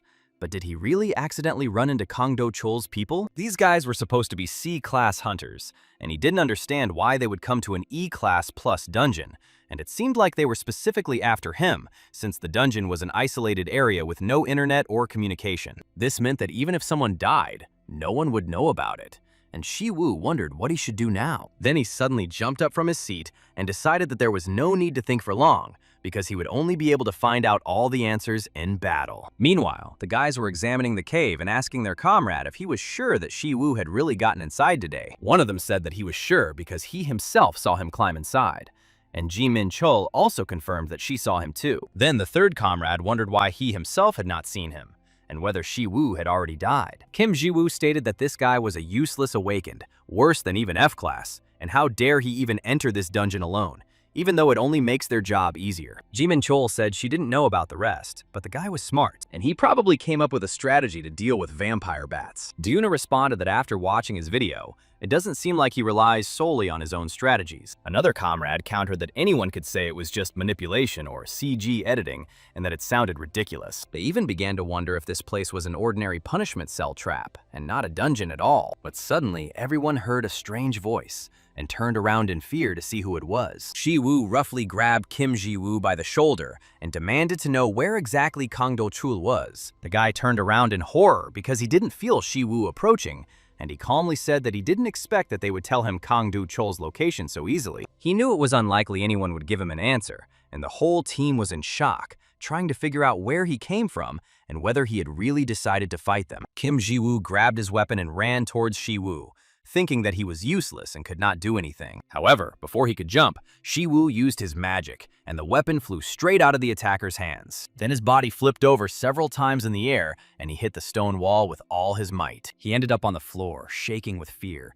and his fingers were broken. Shi Wu said in a cold voice that if everyone was interested in what he was going to do next, he would demonstrate it now. Shi Wu kicked the already lying guy and said with a cold grin that it was -1. The other guys standing behind him were completely shocked and angrily called Shi Wu all sorts of names. But at that moment, Jimin-chol flew into the wall and, losing his balance, dropped his 2 katanas from his hands. Do-yoona turned to his comrade in horror and suddenly realized that things were taking a very bad turn. He also dropped his weapon and started to stop Shi Wu, shouting that he would tell him everything right now.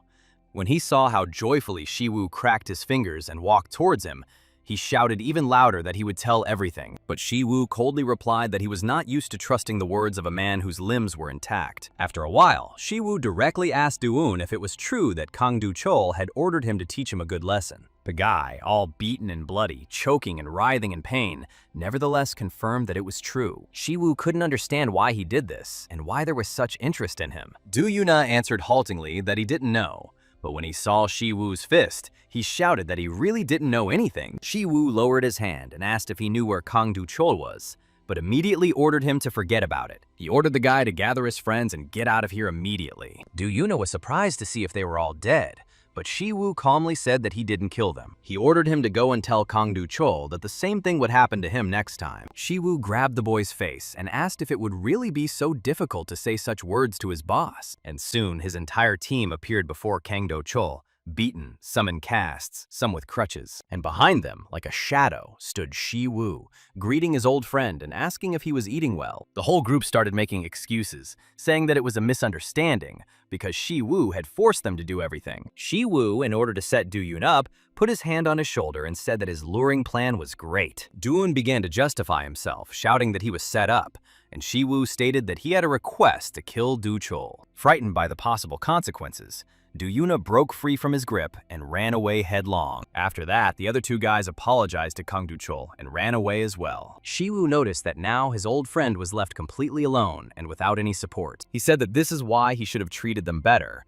because if they asked to kill him, it means they suffered abuse. Kang Do-chul's face filled with rage, and he asked him with hatred how he dared to do such a thing. He couldn't understand how an E-rank hunter could possess such incredible strength. Shi Wu replied that everything was happening at the right time, and asked permission to ask one question.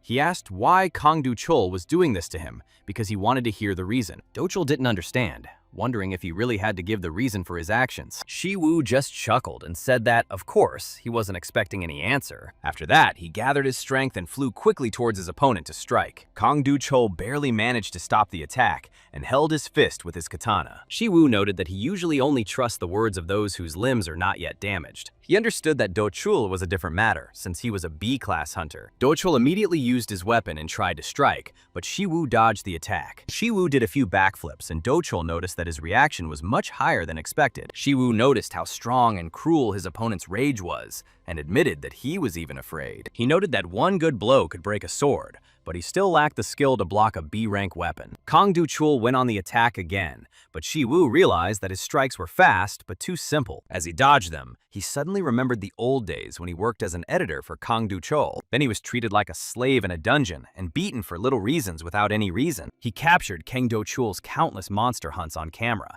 and watched them hundreds of times. While editing the video, He constantly analyzed his habits, inclinations, and behavior style. Therefore, Shi Wu easily dodged attacks, and his insight and skill only grew. Do Chul slashed with his sword again and again, but Shi Wu held them back with just one hand. Together, they whirled in a fierce battle, and neither wanted to give in to the other. Do Chul tried with all his might to deliver the decisive blow, but all his efforts were in vain. He didn't understand whether the enemy could read his thoughts, since he was a B-rank hunter, and Shi Wu was only an E+.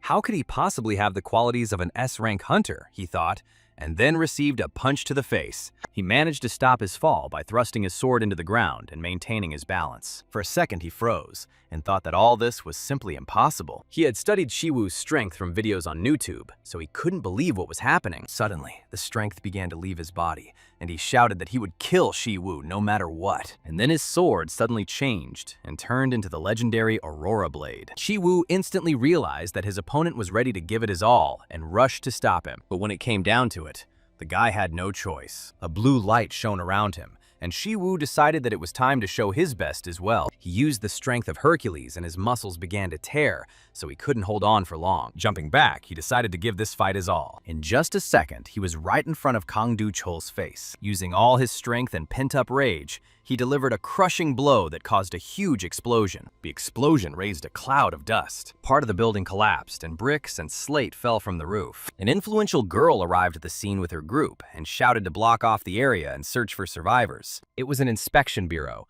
and they were searching for people in the cracks, loudly asking if there was anyone inside. But the only one they saw was Shi Wu, standing on his feet, safe and sound. The girl, barely noticing the stranger, immediately approached him, as if she was strongly attracted to something. She asked him if he was really the hunter named Meng Shi Wu. Shi Wu held someone else's weapon in his hand, while Nagaeva stood next to the unconscious guy, and he confirmed that everything was correct. The girl introduced herself, said her name was Li Mingzhang, said that she was the commander of the 4th Detachment of Guards at the Inspection Bureau, and showed her ID, asking him to come with her. They later ended up in an interrogation room, where the girl asked if Hunter Do Chul had tried to kill the boy, and Shi Wu confirmed this, presenting the video as evidence. Li Minzhang said she checked the recording and confirmed that it was serious evidence that could not be ignored. She pointed out that Shi Wu was registered as an awakener without any traits, which seems strange. She explained that the creators are a kind of police force that protects hunters. However, at the same time,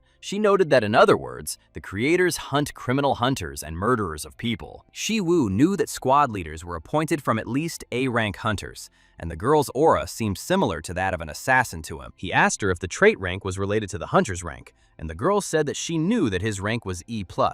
But it is for this reason, according to her, that the guy must answer this question, because in this situation, he is the victim. Li Minzhang apologized, saying that her job made her constantly suspicious of people, and added that they would investigate the case based on the records from the Arok dungeon at the construction site. She said that Do Chul might never see the light of day again, and offered to finish the investigation, thanking Shi Wu for his help. Shi Wu stood up from his seat, walked towards the door, and said that he would leave further investigation in her hands. As soon as the door closed behind the guy, someone else entered the room. The girl entered the room and made sure that the squad leader was here, although she thought that after Shi Wu left, there would be no leader. The girl turned out to be a guard from the inspection bureau named Zhong Sua, and she was surprised when the leader suddenly started asking questions about the guy's rank. Zhong Sua didn't understand why she was being asked about this, since she had just recently been promoted to rank B. But suddenly, dark energy thickened around the girl, and she lost her balance, falling to the floor. Li Minzhang continued to sit motionless on her chair,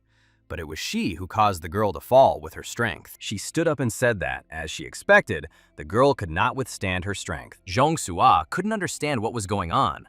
Wasn't it obvious that the squad leader had an unusual power? Moreover, there were rumors that she would soon be promoted to S rank, and she was given the nickname Human Butcher. The leader said that Shi Wu didn't feel anything from her pressure. She was surprised that if he was a low-ranking hunter, the girl simply let him go without asking any questions. As Li Minzhang left, she explained that the thing was that the guy didn't seem strange to her because he had a normal human smell. After these words, she left the room, leaving Zhong Sua alone, and she did not understand what kind of nonsense she had just heard. Meanwhile, Shi Wu walked down the street and was happy that everything ended well, although he understood that something like this could happen again. He thought that if his channel became more famous, it could very well become a target for criminal organizations. At his current level, even Kang Do-chol was a serious threat to him without synergy, knowledge of the enemy's behavior patterns, and habits. It was only thanks to his insight that he remained alive, because if you recall past difficulties, the main role was always played by his superpower. But he was confused by the fact that the superpower did not increase, remaining at the 1% mark. Shi Wu recalled that when he signed up for Hercules, he was congratulated on winning the individual training. After checking his channel, he was shocked to find that he still only had 1 subscriber. He wondered if winning this training session for this result was really worth it. The next sunny day, the boy went to the sports ground. A small figure of Hercules appeared from his phone, surprised that his only follower was a human. Shi Wu asked if the training would not take place, but Hercules replied that he could not conduct it personally. He explained that he was unable to get to where Shi Wu was and therefore could not conduct face-to-face classes. Shi Wu was shocked to find out that he had connected to GodTube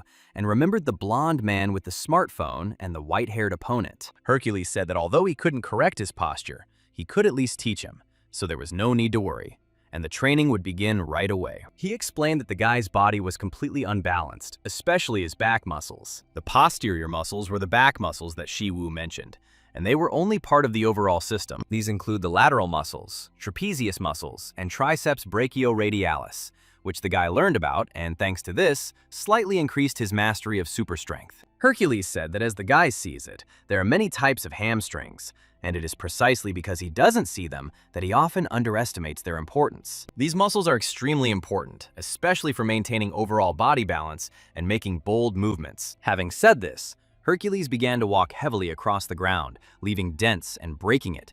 He noted that the lower part of the body is especially important for proper balance and strength. After all this, Shi Wu felt something unusual that he himself could not understand. Hercules explained that these were the so-called divine martial arts, created by himself. He said that there was nothing special about it because he had simply collected all his fighting methods and systematized them into a single system. These are the very techniques he used when he defeated the Hydra, striking it straight in the head and killing it in one move. He emphasized that the muscles of the back of the body are especially important when performing such techniques. In the lower part of the body, according to him, is like the pillars that support the entire building. When Shi Wu asked what would happen if the pillars fell during the construction of the building, he himself answered that it would collapse. Hercules said that the same thing happens with the human body, after which he began to trample, creating holes. He added that if the lower part of the body collapses, then the rest of the body will also lose stability. Now, Shi Wu has mastered the knowledge of physics and slightly improved his mastery of super strength, and Hercules promised to show him the appropriate exercises. He said that breathing is about exhaling at the moment of lifting off the ground, and that is the main thing to remember. But Shi Wu didn't care about breathing and simply performed the exercises, exhaling with each movement. He found this difficult, and Hercules said that the most important thing was to do, not to ask questions. After the exercises, the guy received 18 tables of results, confirming the growth of his superpower mastery. Park Doku was sitting at her laptop and received a message from her boss, who sent her a new video to edit. The message stated that the concept of the video was a speed run, and he trusted her with the editing. The girl thought the guy was a good person, albeit a little unusual, and she became interested in what strategy he had come up with. When she turned on the video, the first thing she saw was a huge cave. Shi Wu, dressed as a bat, greeted the audience and called himself the conqueror of the world, standing in front of a backdrop of vampire bats. He stated that today, he wants to show new content for his channel, Conqueror of the World. It turned out to be a speedrun raid, and the girl was deciding which parts of the video should be highlighted with editing and effects. She wondered why he'd chosen vampire bats, as they live in harsh conditions and are difficult to photograph. But it certainly attracted attention. Shi Wu revealed that the current record of 58 seconds belongs to S-rank hunter Yu Han from the Fire Witch channel. Today, he was going to break that record by conducting his own speedrun raid. He shouted loudly about the start of the raid, and Park Dopgu decided to set a timer for that moment. But suddenly she noticed that the guy had started doing gymnastics right in the process. Shi Wu raised his leg and slammed it onto the ground with incredible force, causing it to split into pieces. The girl who watched this was shocked and could not believe her eyes. It seemed impossible to her that an entire dungeon could be brought down in this way. In the video, Shi Wu hit himself on the head because he was supposed to be getting ingredients, but he still completed the raid. Park Doku was shocked by what she saw, but since the guy turned out to be a kind person, she made a high-quality edit. At this time, Shi Wu carefully checked his channel statistics and realized that they were at an excellent level. as there were a lot of views and the number of subscribers was steadily growing. Then he suddenly remembered Yu Han, who ran the Fire Witch channel and had over 41 million subscribers, and it seemed to him that she herself had left the comment. He saw the girl running in panic immediately after hearing the news that she had unexpectedly been stripped of her first place. The mere fact that the Fire Witch personally wrote the commentary already had a powerful effect. But if they ever get going, 1 million viewers are guaranteed. The guy was absolutely delighted and already had a vivid idea of the huge amount of money he could get. But he still decided to calm down a little. He understood that it was precisely these moments that needed to be exploited, and that he needed to start making even more provocative and daring videos to attract a new audience. He then decided to test his current level of superpower, which at the moment was exactly 2.1%. After receiving personal training from Heracles, this skill, which had never increased before, finally surpassed 2%. And now the boy was already capable of destroying a dungeon with vampire bats with only 2% strength. He thought that it would be just great if this figure could increase even more. And so he remembered the divine martial arts, deciding to ask Heracles to teach him this. Shi Wu requested to be taught divine martial arts during his personal training, but Hercules was categorically against the idea. Shi Wu started to press the point that he had already won before, but the teacher said that these were completely different things and still refused. Personal training is one thing, but divine martial arts are something else entirely, and even their names are different. And building muscle isn't his only concern. After all, divine martial arts are a method created by Hercules himself to match his strength. And without his superpower, the guy won't be able to use them. Shi Wu noted that he had used Hercules' super strength before and knew he was capable of more. The teacher, approaching the student, was shocked that he was able to use his superpower. But the boy confidently said that it was true because he was currently training. Hercules sternly replied that this was just a private lesson and was not intended to teach him his superpower. Shi Wu was in complete shock because he had already done this and did not understand why the teacher was denying the obvious. Hercules was also surprised because he thought that such a thing simply could not happen in principle. Shi Wu wondered if it was possible to learn the traits of gods through GodTube, or if what he learned was not Hercules' true superpower at all. The boy asked the teacher to wait and began to concentrate, gathering all the energy he could. A huge cloud of power suddenly appeared behind him in the form of the spirit of Hercules himself. It appeared for only a few seconds and then disappeared, leaving behind blue rays that fell to the ground. The figure of the real Hercules began to grow and expand, and he himself did not understand how his student could create such a thing. Did the guy really gain superpowers just because he subscribed to his channel? And could the same be true for other gods' channels? For Hercules himself, this seemed ridiculous, because it turns out that any person can become a god simply by signing up. And this is completely absurd. Shi Wu understood all this, but insisted that this method worked and was effective for him. Hercules began to suspect something was wrong, and asked his student how exactly he connected to GodTube, since he was an ordinary person without a divine nature. Shi Wu told the story of how he met people in a cave and received from them a new opportunity to gain power. He also remembered how he had wandered around the cave for a long time, and completely by accident stumbled upon the phone left for him by the blonde man. Hercules said that the guys Shi Wu met could be from GodTube, but the student didn't understand how such people could get to this place, since Hercules himself couldn't come here. The teacher explained what he had already said.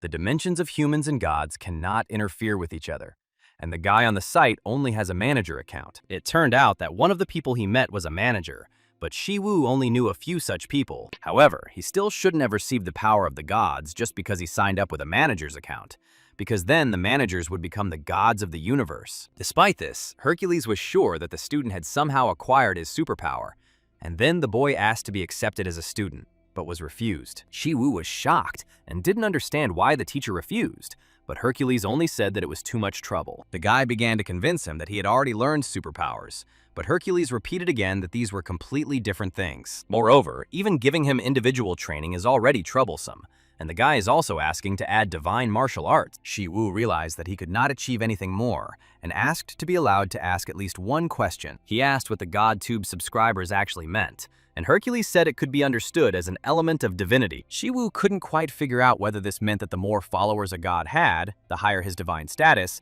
but he understood one thing: the more, the better. This is probably why Hercules continues to give him private lessons, although he himself is irritated by this because the only thing that interests him, besides muscles, is subscribers. Shi Wu decided to make an offer and said that if he could get 100 subscribers to the teacher's channel, he would have to teach him divine martial arts. Hercules did not understand how he was going to do this, because he himself could not even get into the divine world. But Shi Wu confidently believed in his own strength and asked to trust him at least once. After some time, the guy checked, and it turned out that Hercules' number of views had increased, and the number of subscribers had reached 127. Hercules came to him, and bowing down, admitted that from that day on, he would become his disciple's faithful servant. Shi Wu said that in the future, he would share interesting ideas for video content with him, but in exchange, he was obliged to teach him divine martial arts. The guy then asked what the number of followers actually meant, and Hercules explained that it could be considered a form of trust. Their divine status is formed through the trust of others, so the more people know about them, the stronger the god becomes. Shi Wu decided to check whether this meant that the divine status increased in direct proportion to the number of subscribers, and generally understood that this was the case. In any case, Hercules now agreed to teach him divine martial arts, but asked that they communicate in the same way as before. Hercules agreed with this and said that first, there was one thing the student must do. He explained that certain muscles need to be trained first, and these turned out to be not ordinary muscles at all, but brain muscles. Because a demonstration is always better than an explanation, a bright light started to come out from the phone screen, and Shi Wu grabbed his head because it suddenly started to hurt. Hercules gathered all his strength and released a powerful wave of light. Shi Wu didn't understand what exactly was happening, because the teacher's movements were so fast that he couldn't even see them in one frame. But he clearly felt the colossal pressure and realized that he had mastered the divine martial arts of Hercules. The guy noticed that his skill in using superpowers had increased significantly. Hercules turned to his student and said that he saw that he was not yet able to cope with this and must be careful. He added that his soul level was still too low, and if he tried to use divine martial arts in this state, his mind would be the first to be destroyed. So he needed to develop his brain muscles first. In other words, Hercules explained that by brain muscles he meant the level of the soul, or to put it more simply, it is mental strength, that is, a strong psyche for mastering art. Shi Wu told the teacher that he could have warned him about this from the beginning and asked if he could still learn it. Hercules replied that normally this would be impossible, but given the unusual nature of the student, in his case, there was a chance. And all this became possible only because he is able to receive the power of the gods. If the boy can gain the power of the gods who specialize in mental strength, then she will be able to support Hercules' extraordinary strength. The teacher named Jesus, Buddha, and Confucius as examples, adding that he especially recommends Master Confucius' channel to him. Shi Wu asked if by Master Conf he meant Confucius, and Hercules confirmed that this was the case. So, all that's left for the student to do is subscribe to this channel and pay an insane monthly fee. Shi Wu sat in the forge and checked his balance, which was 153 million. But a subscription to Huatuo's channel costs between 100 million and 1 billion per month. And with such expenses, it looked absurd and completely unprofitable. His thoughts were suddenly interrupted by Soyeon, who returned with the goods. She handed the boy an ogre tendon, which he had long wanted to acquire. The girl said that it cost exactly 113 million won, which surprised Shi Wu greatly, because earlier she had said the price was 1 million. The guy still gave her the money, thanked her, and cried in his heart, because his balance was getting smaller and smaller. Seo-yoon asked him what he was going to use the ogre tendon for, and the boy replied that he was going to make equipment out of it this time. The ogre was an A+ rank monster, and while he couldn't hunt it himself yet, if he wanted to learn the martial arts of the gods, he would need a whole billion won, which meant he would need to make good equipment and sell it. Shi Wu was upset because all this required money again, and he wondered when he would be able to forge equipment for himself, since money was his eternal enemy. He picked up a hammer, rolled up his sleeves, and decided to start creating. At this time, the blacksmith entered the room and noticed the blazing fire. Then he saw Si-yoon and asked what brought her here. But when they both noticed what exactly Shi Wu was doing,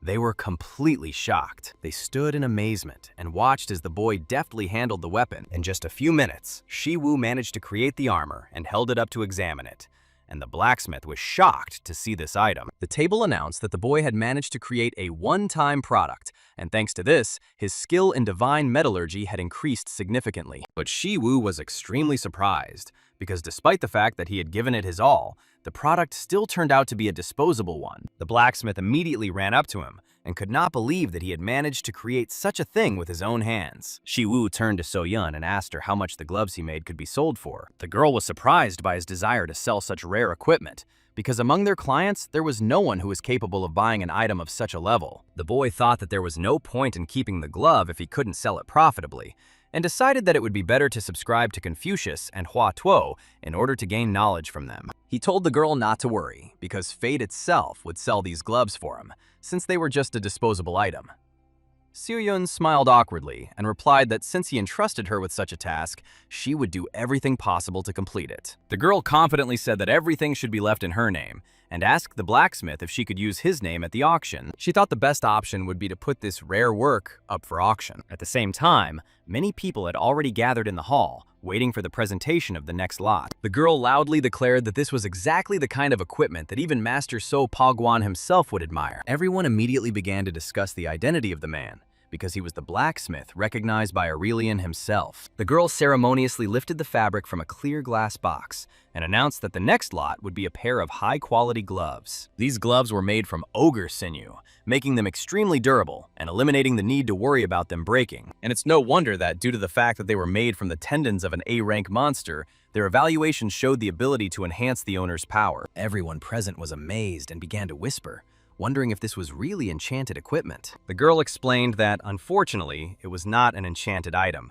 and its enhancement was minimal, about 5%. People started discussing that even so, this was rare equipment with a special effect, and the gloves would be perfect as a support item. The girl noticed that their reactions showed that she would simply be torn apart if she hesitated, and so she announced the start of the auction with a starting price of 10 million won and an increment of 5 million. The bidding immediately started, with participants raising their numbered signs and raising their prices ever higher. Each time the step increased, and the final price rose higher and higher. When the price of 350 million was announced, the girl began to worry and turn around, thinking that perhaps no one else would risk raising the bid. But suddenly someone from the back of the room shouted loudly that he was ready to pay 2 billion. All the people were in complete shock and immediately turned to see who had made such a huge bet. At number 8 sat a girl named Ha Chedin. The auctioneer was astonished and began to inquire whether there was an even higher bid. Then girl number 76 suddenly raised the price to 2,100 million. Everyone turned around in surprise and found out that it was Lee Minjong herself who did it. Seeing her menacing look, they immediately remembered that she had been nicknamed Butcher. But Ha Chedin was not about to give up, and confidently placed her bet at 3 billion. Lee Minjong also did not back down and raised the bid to 3,100 million, causing the auction to become increasingly tense. Ha Che-rin decided to end the bidding and shouted out a bid of 4 billion. The auctioneer confirmed her words and asked if there was anyone willing to offer more. She started counting, counted to 3, and loudly announced that the lot had sold for 4 billion. Ha Che-rin stood up proudly from her seat and walked towards the newly acquired gloves. Meanwhile, So-yeon and Shi Wu were in the forge, discussing the incredible price the gloves had been sold for, something they had never even dreamed of. Shi Wu looked at his account and saw a deposit of 3,600 million, realizing that this was truly insane. Although the winning bid was 4 billion, after deducting the 5% commission, taxes, and service fee transferred to So-yoon, the boy still received a huge amount. He immediately rushed to hug the girl and joyfully repeated how much he loved her. Soo-yoon found herself trapped in his tight embrace and begged him to let her go, as she could no longer breathe. Shi Wu finally let her go and realized that he had probably gotten too excited, so he decided that he should give her something as a token of gratitude. Soo-yoon refused the gifts because he had already paid her for her services, and thanks to him, their company became VIPs in the auction house, and that was enough for her. Shi Wu turned to the blacksmith, but he replied that he didn't mind because the guy did it all himself and fully deserved the money. Then the guy decided to learn how to beat the Allegro rhythm, which he had recently learned in Hephaestus's video, because he still had 4 battles ahead of him, and this skill should come in handy. Shi Wu picked up his phone and saw a message that his subscription to the Confucius channel had been completed, and it now cost him 1 billion won per month. He decided that if he really wanted to learn divine martial arts, he had to subscribe and could not be stingy. Although this was a huge amount of money, even for him, he still overcame himself and subscribed to Confucius's channel. Later, he was sitting with his sister in a restaurant, and the girl asked in surprise whether the place they had chosen was too expensive for a simple snack. So A sheepishly said that she didn't have to eat there, but the guy insisted that she should try something like this at least once in her life. The price was 600,000 per person, but it didn't matter to him because he had 2,600 million in his account, and the subscriptions were costing him 1,100,000,000. Shi Wu calmly sipped his drink and decided that he needed to stop thinking too much about expenses. He simply opened the GodTube app to pass the time until their food arrived. Having visited Confucius's page, he studied it carefully. He had as many as 34,000 subscribers, and the guy thought that, apparently, Confucius's students subscribed to his channel, which means that school networks exist on GodTube too. He learned that learning divine martial arts required brain muscles and didn't expect it to be an SSS rank skill. Considering that it wasn't a combat ability, such a high rank meant it was even more significant than the divine martial arts themselves. The guy realized that to improve his skills, he first needed to watch training videos and understand the basics. Confucius sat outdoors in a small wooden gazebo and addressed the audience. He said that a gentleman is a person who cares and looks after those around him. Shi Wu began to feel very bored, but still managed to master the basics of Confucius's teachings. His levels of benevolence, righteousness, decency, and gentlemanly wisdom have increased slightly. Later he talked with Hercules, who realized that the boy had acquired only part of the brain muscles of Master Confucius, and not yet completely. Hercules explained that divine martial arts are not something that can be used at a low level, as they change the laws of the world, and do not simply use superpowers. Shi Wu had to draw mana by concentrating on the veins and pressure points, because mana is the basis of existence. And to use it, the guy needs a hurricane of enhancement. This hurricane was supposed to project his intention and facilitate the impact on mana, and the Eastern gods called it the center of Qi. Suddenly, the guy's phone screen lit up with a bright glow. Hercules realized that the boy simply wanted to gain divine martial arts and strength without delving into complex concepts. But even if that was the case, he wasn't sure the boy could handle it, and doubted his readiness. As expected, the man came up with a way to make mastering divine martial arts easier, and the key was in his own muscles. After all, if a guy's body is in bad shape, his mind will suffer.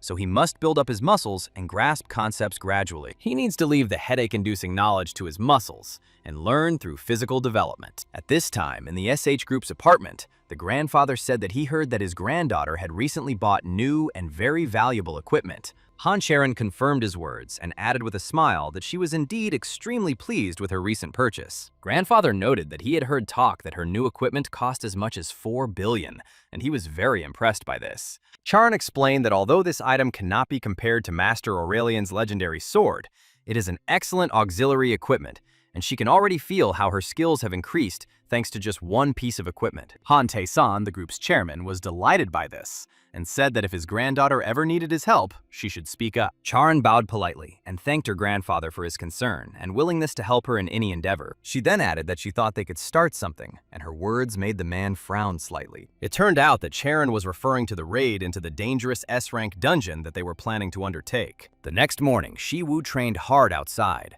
but he knew that he was not yet able to master the divine martial art properly. Deciding to take a short break, the guy took his phone out of his pocket and held it in his hands to distract himself from his heavy thoughts. He became increasingly worried that he couldn't improve his level and doubted whether he was even capable of doing so. Earlier in one of the videos, someone asked Confucius if there was a way to not lose a fight that cannot be won, and the teacher replied that there was such a way. Confucius said that to never lose a battle, you simply need to not finish it, but continue fighting until the end. Shi Wu remembered that Hercules was also once an ordinary man, but he became a hero through tremendous effort and tireless fighting. There were times when he too was disappointed in himself, because divine martial arts sometimes make one doubt whether a person is capable of achieving it. Shi Wu didn't consider himself talented, but he understood that all he needed now was endless effort and perseverance. He concentrated, and at that very moment, a huge wind rose, and dozens of fallen leaves began to swirl across the ground. Shi Wu took a fighting stance. The ground beneath his feet began to crack,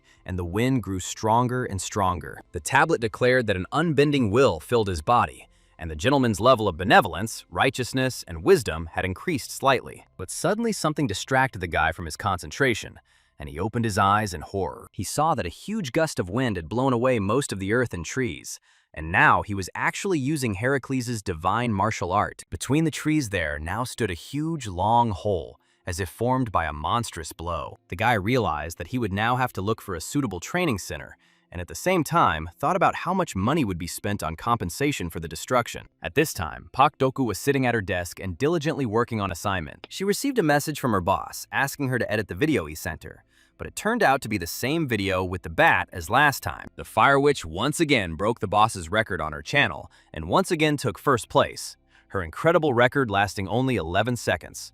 the attack ended as quickly as it began. However, the girl was alarmed by the fact that Shi Wu had made a video with a very similar concept. Park Doku finished uploading the video and decided to immediately check its contents. Shi Wu, dressed as a witch, greeted viewers of his channel, calling himself a man who can conquer the whole world. He said that a new record was recently set on the Fire Witch channel, 11 seconds, which is almost impossible to beat. So today he was going to try and defeat the Fire Witch Yu Hanu and show the audience how it could be done. He noted that viewers were probably wondering why he suddenly targeted Yu Han Wu, as if he really tried to do so, he could get hurt, so he couldn't act without preparation. Therefore, the strategy he was going to show the audience was how to defeat the Fire Witch, who was ranked first. He shouted loudly that it was time to stop empty talk and start taking action. Then he raised his leg high into the air and kicked the ground with all his might. But as soon as he did this, the camera fell sharply and broke. Park Doku, who was sitting and watching this video, was completely shocked by what she saw. However, she remembered that her boss had sent her 2 videos at once. When she turned on the second one, she was amazed,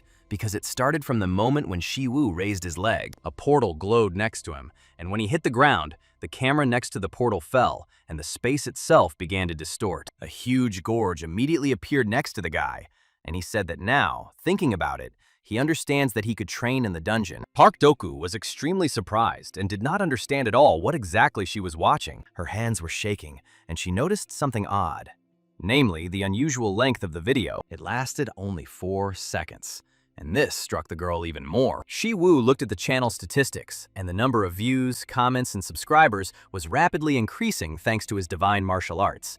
So at this rate, earning hundreds of millions of won was no longer a dream. Someone in the comments wrote that Han Charon recently failed a dungeon raid. Immediately, many people began to ask what exactly had happened, and were interested in whether the girl was alive, although all of this seemed like just rumors. Others claimed that they had checked the information, and it turned out to be true, since it had already been written about in articles. Shi Wu was in complete shock and couldn't believe this news. Headlines were filled with questions about the future of the SH group after the failure of the S-rank dungeon raid. It was reported that even representatives of the Hunters Guild confirmed Charon's failure, and although there were no casualties, the raid was extremely important, and therefore the news caused great disappointment. Shi Wu noticed that it was not stated anywhere how exactly the girl had failed. Then he thought that none of this had anything to do with him, because he didn't have time to worry about Charon, and she had to deal with her own problems. Meanwhile, Karen went up to the group's headquarters on the top floor, where she was greeted coldly by a girl. Charon was clearly not pleased with this meeting, but she responded to the greeting politely and reservedly. In front of her stood the director of the SH group,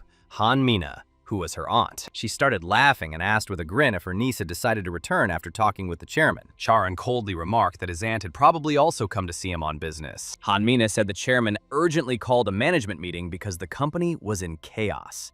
Stock prices had plummeted, and investors were withdrawing their money en masse. She emphasized that it was not her niece's fault at all, but only their own, because they expected too much from her. The aunt told the girl to leave, otherwise she risked running into her brothers. Charon was left standing alone in the hallway, thinking over every word her aunt had said. At the same time, Shi Wu was giving his sister some medicinal soup that tasted bitter. He was glad that his skills in the divine martial art of medicine were gradually improving, because the soup turned out more edible than last time. After studying the gentleman's mind, all of his stats improved. Not only did his martial arts increase, but also his super strength, insight, and divine metallurgy. Insight has increased especially, as it is linked to other characteristics, and it is no wonder that Gentleman's Mind has the SSS rank. When Soa finished her soup, the guy noticed that her complexion had noticeably improved. This meant that his concoction was indeed very effective, and if he continued to refine the divine art of medicine, he would definitely cure his sister's illness. The only problem was money, because a monthly subscription to the teachings of Hua Tuo and Confucius cost 1,700 million, and what he had was not enough. The guy thought it would be great to sell such a concoction, but he realized that it was impossible to distribute a medicinal product without special certification. Therefore, he decided that he would need to ask Soyan about this, who could suggest the right path. Suddenly, his thoughts were interrupted by a knock on the door, and he and his sister turned around in surprise. Outside, someone apologized and asked if Lady Diane was there with Mr. Meng Shi Wu. The man introduced himself as Miss Han Chedin's secretary, and he gave his name, Kang Min-jae. He reported that his mistress was going to go into the dungeon again and needed help. Shi Wu was surprised that the girl decided to go into the dungeon again, because it meant that she really needed support. He asked the man if Charon really wanted him to come up with a new strategy for her, and then he asked what exactly happened in the dungeon when she went there alone. Min-jae apologized and replied that he didn't know the details, since the girl only said that Shi Wu's help was extremely necessary for her. He added that the lady wanted to come in person, but because many people were constantly following her, she sent a secretary in her place. Min-jae asked Shi Wu if he could at least meet and talk to the girl. Meanwhile, Shi Wu was already imagining the sweet smell of success and how he would post a video of himself and Han Chae-rin going through a dungeon together, receiving a huge number of views. Shi Wu arrived at the SH Group headquarters and entered the gym, where he noticed Chae-rin working out hard and noticed the gloves he made himself. The girl held the sword in her hands and swung it with great confidence, completely immersing herself in the training, not sparing her strength and demonstrating her skill. Kang Min-jae said that he would call the girl now,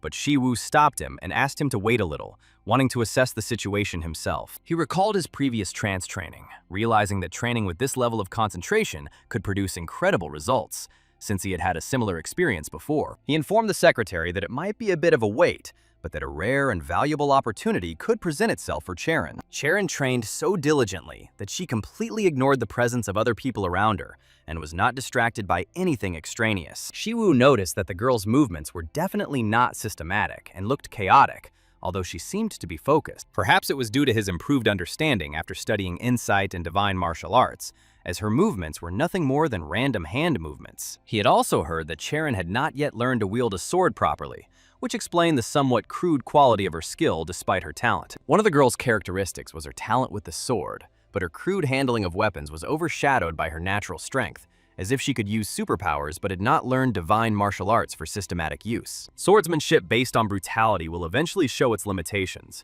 and the only way for Charon to develop significantly is to join the sect as a disciple. However, Shi Wu didn't understand why Charon would need to do this, since the SH Group wouldn't allow her to become a member anyway if she joined the sect.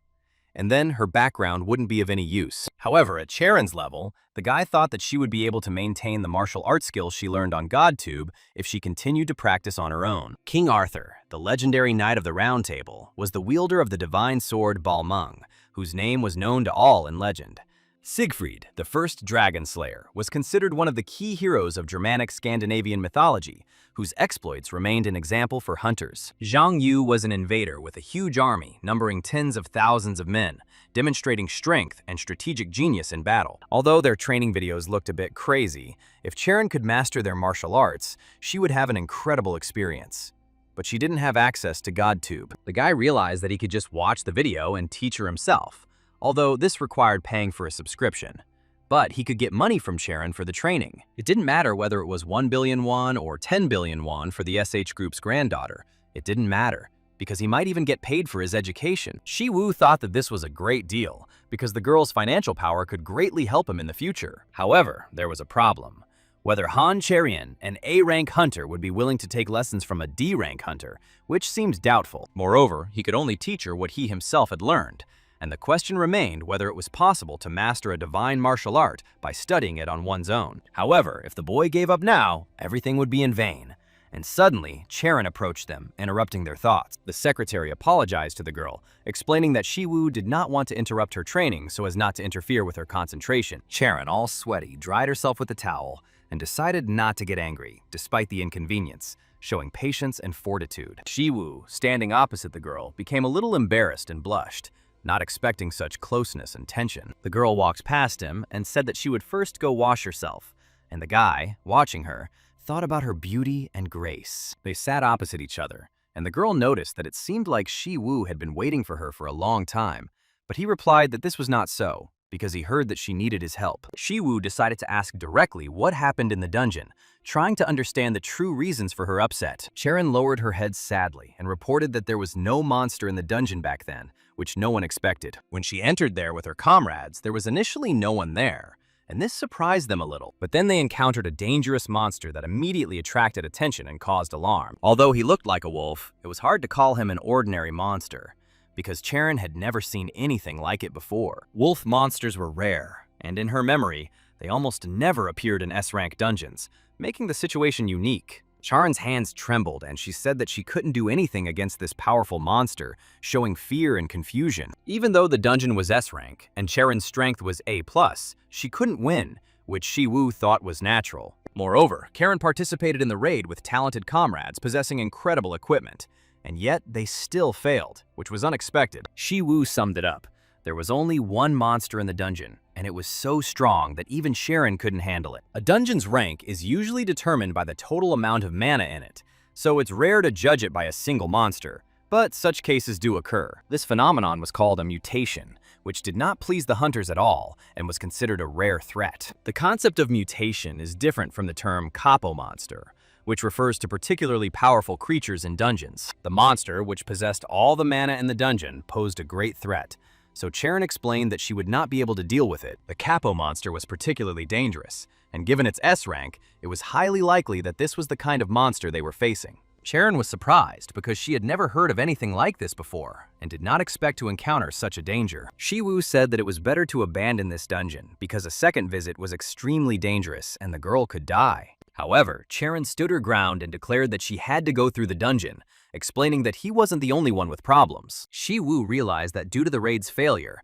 Charon's group suffered huge financial losses, as hundreds of billions of won disappeared within minutes of the article's publication. To prevent the stock price from falling even further, the girl needs to fix the situation as soon as possible and act decisively.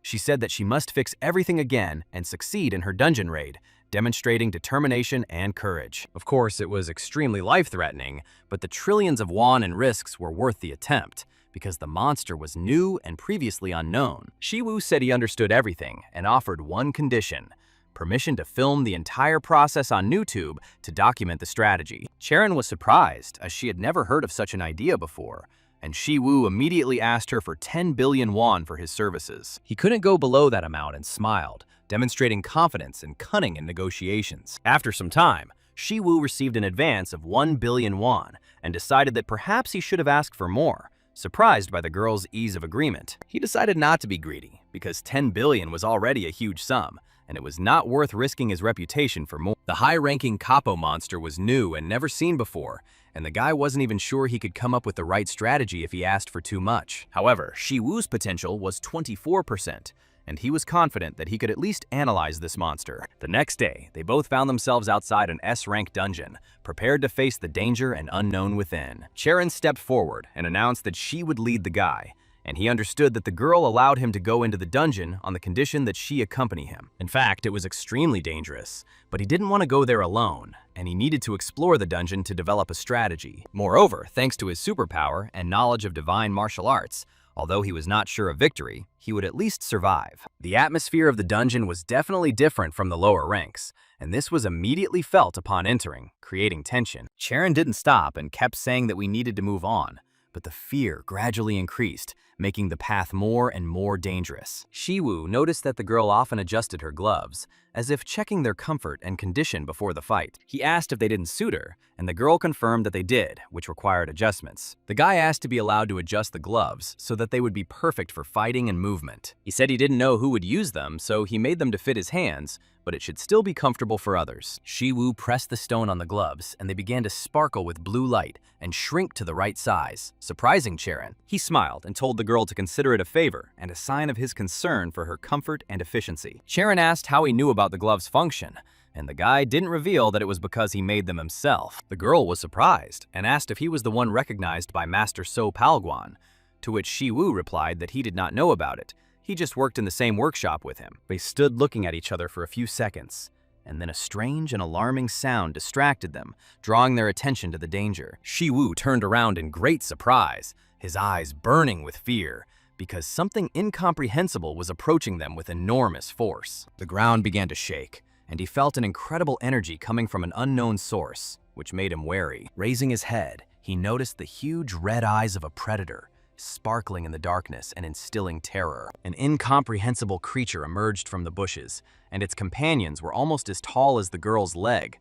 which made them very large. Shi Wu was shocked, because the energy emanating from the monster was completely different and was at a completely different level of strength. Charon thrust her sword forward and demanded that the boys step back, protecting him and preparing for battle. In front of them stood a huge wolf with sharp teeth, saliva flowing from its mouth, and its eyes glowing red, instilling horror and fear. Shi Wu was wondering if his friend would be able to defeat this black wolf, and what if he joined her? But moreover, they were not even prepared and came here only to find out what kind of monster it was. At this moment, they should not have been fighting at all, but blue magic suddenly appeared around the guy, illuminating the space around him. His eyes were shining, and he tried to carefully analyze the monster, trying to understand its strength and weaknesses. He then swung his leg and hit the ground hard, causing it to crack, causing a scattering of rocks and dust. Without wasting any time, he grabbed the girl by the shoulder and shouted loudly that they urgently needed to escape from danger. They both ran, using all their strength and breathing heavily, trying to break away from the approaching threat and save their lives. The last thing the boy noticed was that a full moon was shining in the night sky, illuminating their path with a faint silver light. Together, they ran to the portal, jumped into it, and found themselves in another place, where they could at least temporarily rest. Shi Wu couldn't be sure of anything since he hadn't fought the monster directly, but at least 5 S-class hunters would be able to deal significant damage to it. Charon asked her friend what kind of force it was that surrounded him during their escape. Shi Wu asked her a counter-question about how she was able to return alive and with her teammate, having managed to avoid meeting the monster. Charon replied that she was just lucky, and the guy asked if she really wanted to attack that monster again.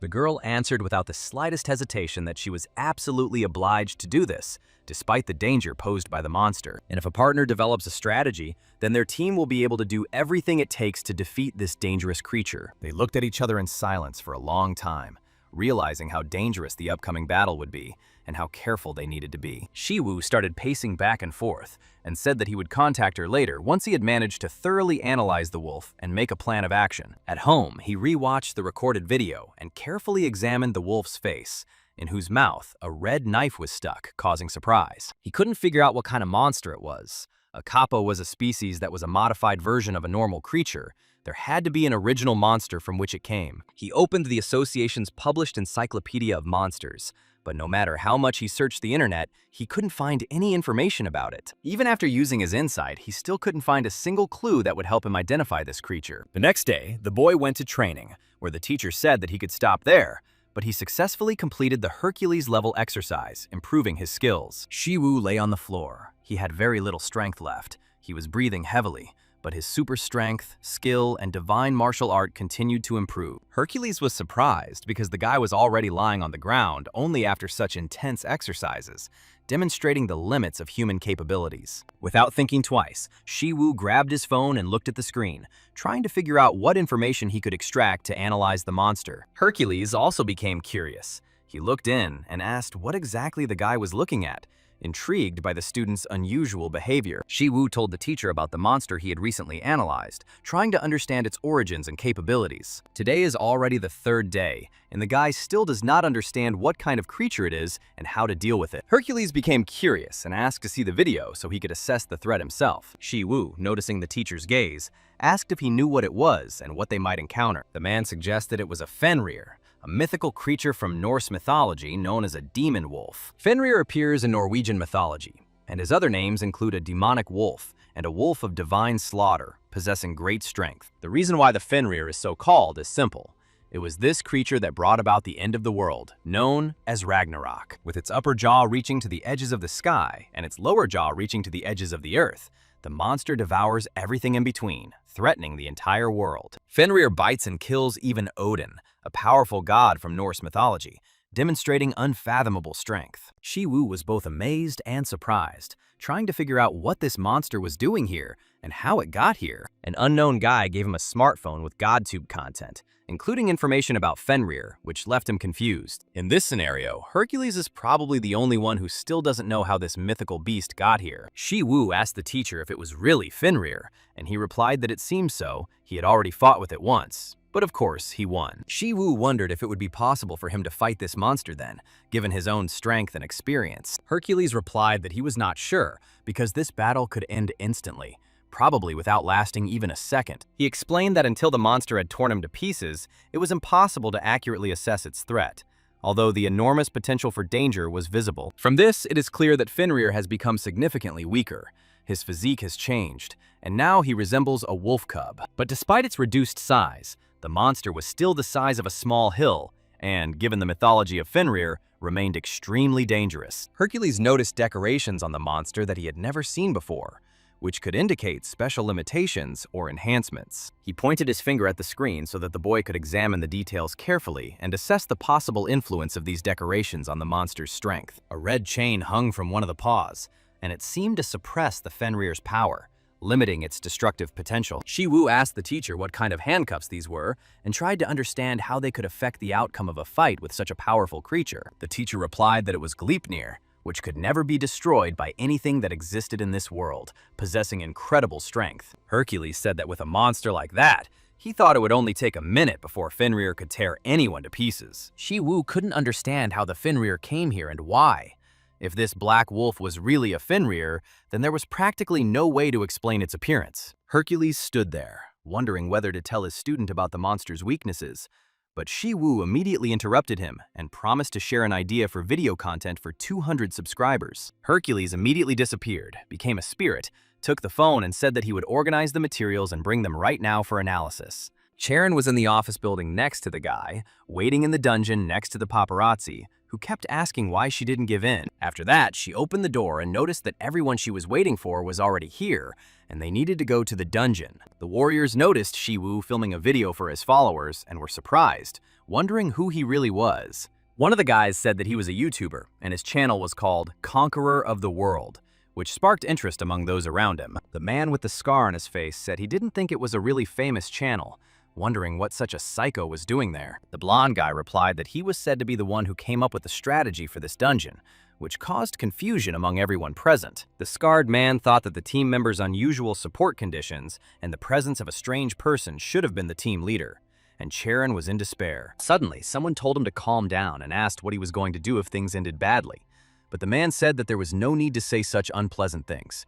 Everyone just needed to prepare to enter the dungeon. And now a huge army was inside the S-rank dungeon, led by Han Charon, ready for the upcoming battle. Shi Wu walked next to her, filming everything that was happening on his phone and telling his followers where they were and what was happening. He asked the audience if they felt a huge energy, and the scarred man was shocked that this person was filming a video at such a critical moment. What would happen if the Black Wolf noticed this, they wondered, watching his reaction to their presence and activity. Suddenly, the wolf raised his head up, noticing an unusual red glow that was emanating from the army and those present around him. Above them towered a huge head with red eyes, radiating menace and demonstrating the strength of the Fenrir. The entire army closed their eyes. Everyone was scared, but this did not affect Charon. She did not retreat and prepared for battle. Charon wondered if it was the right decision to repeat the raid, if she was really leading people to their deaths, if she shouldn't have asked an S-rank hunter for help. She decided that she should not accept help from high-level hunters, believing that the sortie was difficult and the group's first approach should be solely SH power. Everyone must have known that the SH group's strength was fearsome, and the girl took up her sword, fully prepared to fight, showing confidence and determination. Shi Wu explained that it was the legendary mythical beast Fenrir, also known as the demon wolf, which appears in Norse mythology and is dangerous to everyone. Everyone asked the guy if it was really Fenrir, but he replied that he wasn't sure, because even with all his knowledge and experience, it was difficult to determine exactly. And now the monster's mouth was right in front of him, threatening everyone with its powerful appearance and red eyes, causing horror and anxiety. Shi Wu said he thought they should fight this monster to find out the truth, assess its strength, and understand what they were dealing with. Isn't Shi Wu the one who can conquer the entire world and crush any force that stands in his way? Even if Fenrir himself, a huge wolf capable of devouring entire worlds, appeared before him, this would not be an insurmountable problem for the young man. Shi Wu turned sharply towards Charon, but did not ask her if she was ready to share this fight with him. She had only just begun to explain to the girl the first point of a carefully thought-out strategy for attacking Fenrir. The next second, the guy took off, leaving behind sparkling blue rays of magic, and flew swiftly towards the monster. Charon froze in a complete stupor and could not comprehend what her partner was doing at that moment. She couldn't understand how he had managed to get so close to the monster that loomed over them. The black wolf let out a low growl and, raising his huge paw, prepared to deliver a crushing blow. Charon saw this and shouted at Shi Wu, begging him to be careful and not to be reckless. The monster struck with its paw, but hit the ground, and from this blow, the surface split into pieces. The girl noticed that Shi Wu was no longer at the scene of the blow, and in despair, she wondered where he had managed to disappear to. Shi Wu, without any effort and with great speed, appeared right next to the huge wolf's face. Using his power, he struck the monster's face with all his might, wanting to stop it. All the warriors who were watching this closed their eyes from the bright rays of magic and did not understand what exactly was happening. Shi Wu landed on the ground, and the monster, unharmed, only glared at him angrily. The guy was breathing heavily and was covered in sweat because it had been a direct hit, but the monster still remained unharmed. He wondered how this was possible, since Hercules had assured him that this particular attack would definitely work. The enraged wolf began to scream and furiously beat his paws on the ground, causing the air to tremble. Huge boulders flew up in a small radius around him, causing powerful explosions. Even small stones, like sharp fragments, flew in different directions, creating chaos. Charon turned to her warriors and firmly declared that it was now time for them to join the battle as well. The girl drew her sword and rushed straight into battle first, without hesitating for a moment. Shi Wu suddenly turned around in surprise, because he noticed something strange about what was happening. The wolf tried to attack him again, but the boy, sitting on the ground, managed to dodge the blow. Previously, Shi Wu thought that perhaps the one in front of them was not the real Fenrir, but now he realized that he was very wrong. Hercules once said that the guy would have at least 1 minute before he was torn apart, but he couldn't even hold out for 10 seconds. Hercules' strategy proved pointless because it only works when Hercules himself applies it. But the wolf still had Gleipnirs, shackles that limited his movements and gave him at least some chance. It's not so bad if the guy can't defeat the monster. What's really bad is if he can't at least attack. It was at that moment that Charon appeared next to the wolf, swung her sword, and wounded him in the face. Now, the most important thing for Shi Wu was that he was no longer alone in this battle. Fenrir turned in rage at the one who dared to wound him and make him shed blood. After this, the wolf began to growl furiously, and fiery energy gradually began to appear around him. All the warriors raised their heads and saw that a huge fireball had begun to form above the monster. Recently, the mages entered the battle, and it was they who created this fire sphere to attack the monster. A red-hot beam of fire began to fall rapidly from a small height onto the wolf's head. The monster burst into flames and screamed, but then raised its head and began to forget about the pain. The magicians did not lose their heads and decided to attack the monster again, strengthening their spell. Fenrir opened his mouth wide and began to absorb the fire as if it were his weapon. The mages were amazed that he was able to swallow the fire sphere and did not believe that such a thing was even possible. The wolf raised his head again and began to feed on the fire that was forming around him faster and faster. One of the commanders shouted loudly to the detachment that they should not retreat under any circumstances and should hold on. The other part of the warriors raised their shields in their hands and began to prepare for close combat. Shi Wu told the girl that if she looked closely, she could see shackles tied to the wolf's body. If these shackles continue to hold him, there will be a chance for an attack. Charon looked at her comrade, nodded confidently, and showed that she understood everything perfectly. After this, the girl jumped up from her place, and in her place there remained only blue rays of magic. She flew straight to the wolf's head, and her warriors loudly shouted words of encouragement. At this time, Shi Wu tried to calm his emotions and focus all his senses for the attack. Blue rays of magic gradually began to form around him, becoming brighter and stronger. He found himself next to the monster with great speed, moving faster than the wind. Flying straight towards his face, Shi Wu extended his hand forward to deliver a crushing blow. Fenrir swung his paw, but missed and hit only the ground. At this time, the guy found himself in a completely different direction, and the wolf was surprised by his agility. Shi Wu used his super strength, calling upon Hercules' magic to break through the monster's defense. A single, huge blue beam formed around him, heading straight towards the monster. Fenrir couldn't move. He was bound by a magical sphere, depriving him of freedom. The guy realized that the superpower was finally working, and he had to keep putting pressure on the monster. But suddenly, everything around started spinning, and the world began to change, shimmering with strange colors. Shi Wu fell to the ground, and a thin stream of blood flowed from his chest. This was extremely dangerous, because if he had reacted a little later, the attack would have torn his body apart. Shi Wu wasn't sure, but he felt like something had gone wrong before the wolf touched his body. Fenrir hesitated for a moment before delivering his blow. At that moment, a girl appeared nearby and dealt a powerful blow with her sword to the monster's paw. Shi Wu knew that the monster could easily kill him at this moment, but why didn't he do this, but only slightly injured the young man? When the wolf received a strong blow, he screamed loudly in pain,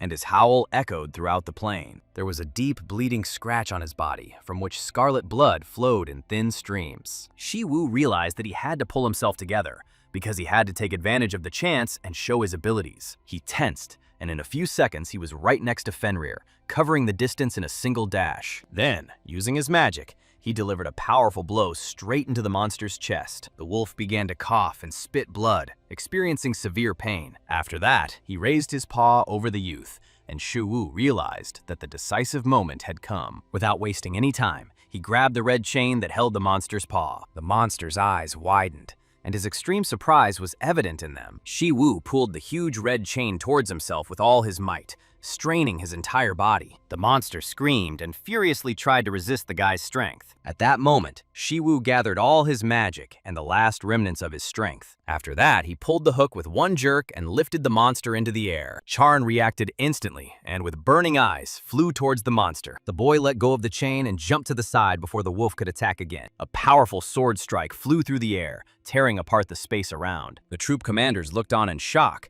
and said that all this was sheer madness. A huge hole appeared in the ground, and Shi Wu lay in it, screaming that he was still alive. Charon sat on the ground, holding her sword tightly, trying to catch her breath after the hard battle, but suddenly the ground beneath them began to crack loudly. Shi Wu was thrown aside by the gusts of wind, as if by an invisible force. The entire army stood in horror, trembling and unable to believe what was happening. A thick, black, ominous energy began to ooze out from the deep hole, and then a black wolf emerged from it, oozing terrible black magic. One of the men realized that this was a battle they definitely couldn't win. Before them appeared the huge face of a terrible and evil monster. Shi Wu was thrown to the side by the blow, hitting the ground painfully, and couldn't understand why this was happening. Fenrir, bound by Gleipnir, was limited, but still remained a demonic wolf that brought about the end of the world. The god of divine carnage that had even swallowed up the god himself was Fenrir, and with the boy's current strength, it was impossible to attack him.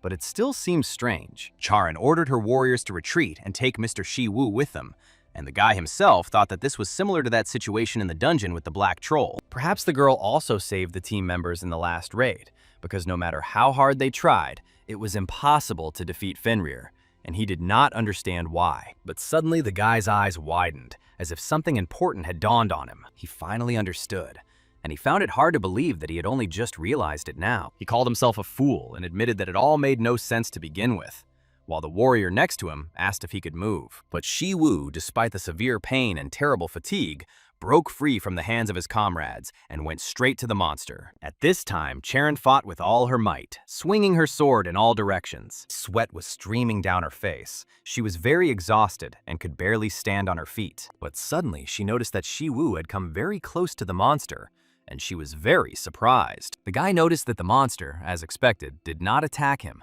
but only looked at him attentively. Charon was afraid for her comrade and screamed, asking what he was doing. She thought he had gone crazy and begged him to come back quickly. Shi Wu stood right in front of the monster's huge face, and it only growled without attacking, which seemed pointless. He didn't know what the S-Class hunters would do, but with their current group, attacking the monster was stupid and pointless from the start. That's why everything that was happening seemed so strange, and Shi Wu asked the wolf why he didn't die.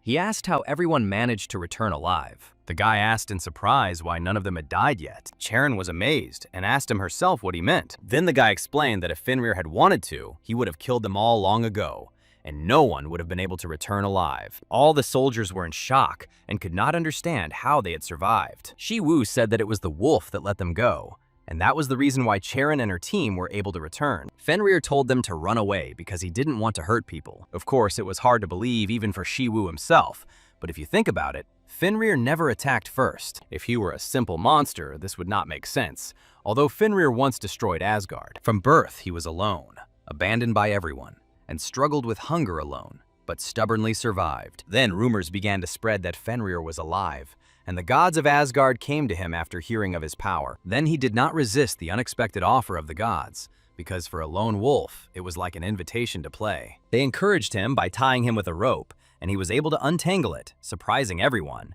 because even Thor could not break it. Fenrir was happy because he thought he had made friends with the gods, but they thought quite differently. The gods feared the power that could lead to the destruction of the world, so they created Gleipnir to bind it forever, and came to him again. The wolf sensed something was wrong and began to suspect a trick, realizing that it was a trap.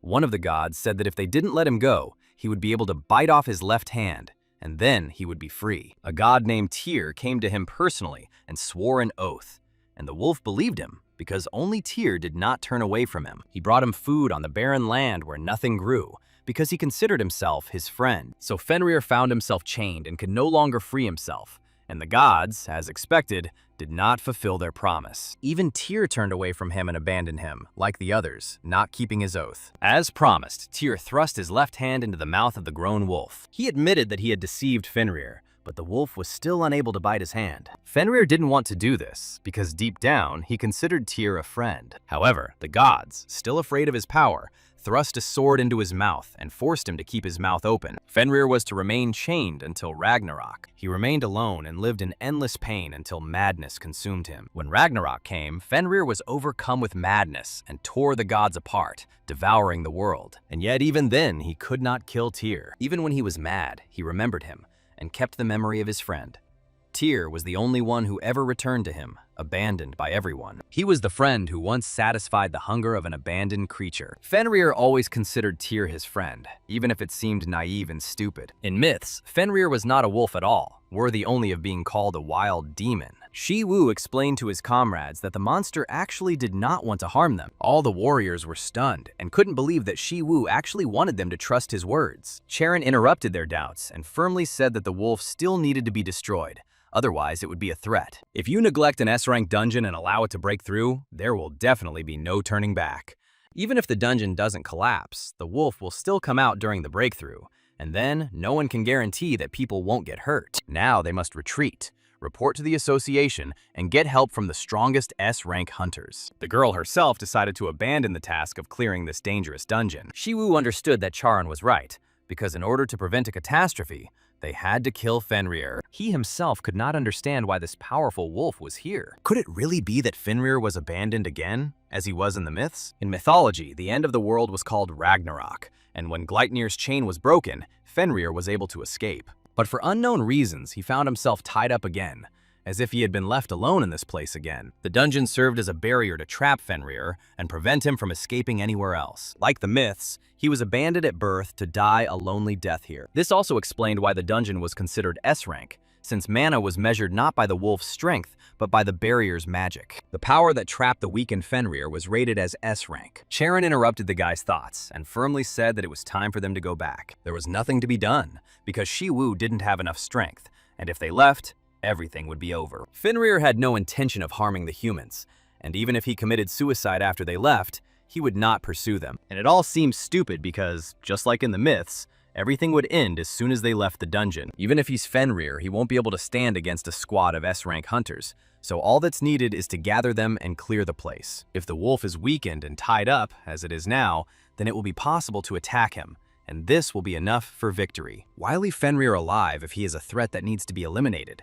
Even if leaving now seems like the solution, all that remains for Shi Wu is to return to his normal life and not interfere anymore. He could be making gear and making his own videos for YouTube, spend more time with my sister, earn money and study GodTub to find a way to heal Soa. That's all the guy can do in his current situation. But why is it that right now he is unable to take even these simple steps? Shi Wu suddenly turned around and the commander asked him what he was going to do. The boy rushed towards the wolf and stopped right in front of him. He noticed the beast's bleeding paw and remembered that this wolf had once been abandoned. Fenrir never sought to cause harm, even if he himself risked harm. Yet he remained a dungeon monster and a demonic beast that threatened people, so he could not be left alive. The legends of God Tuba taught that heroes never give up under any circumstances. They fought even in those battles where victory seemed impossible. After all, it was they who overcame the impossible and became true heroes. Shi Wu declared that if there was no way out, he would destroy this dungeon and create a new one. They shouted at him that to destroy the dungeon meant to destroy the space itself,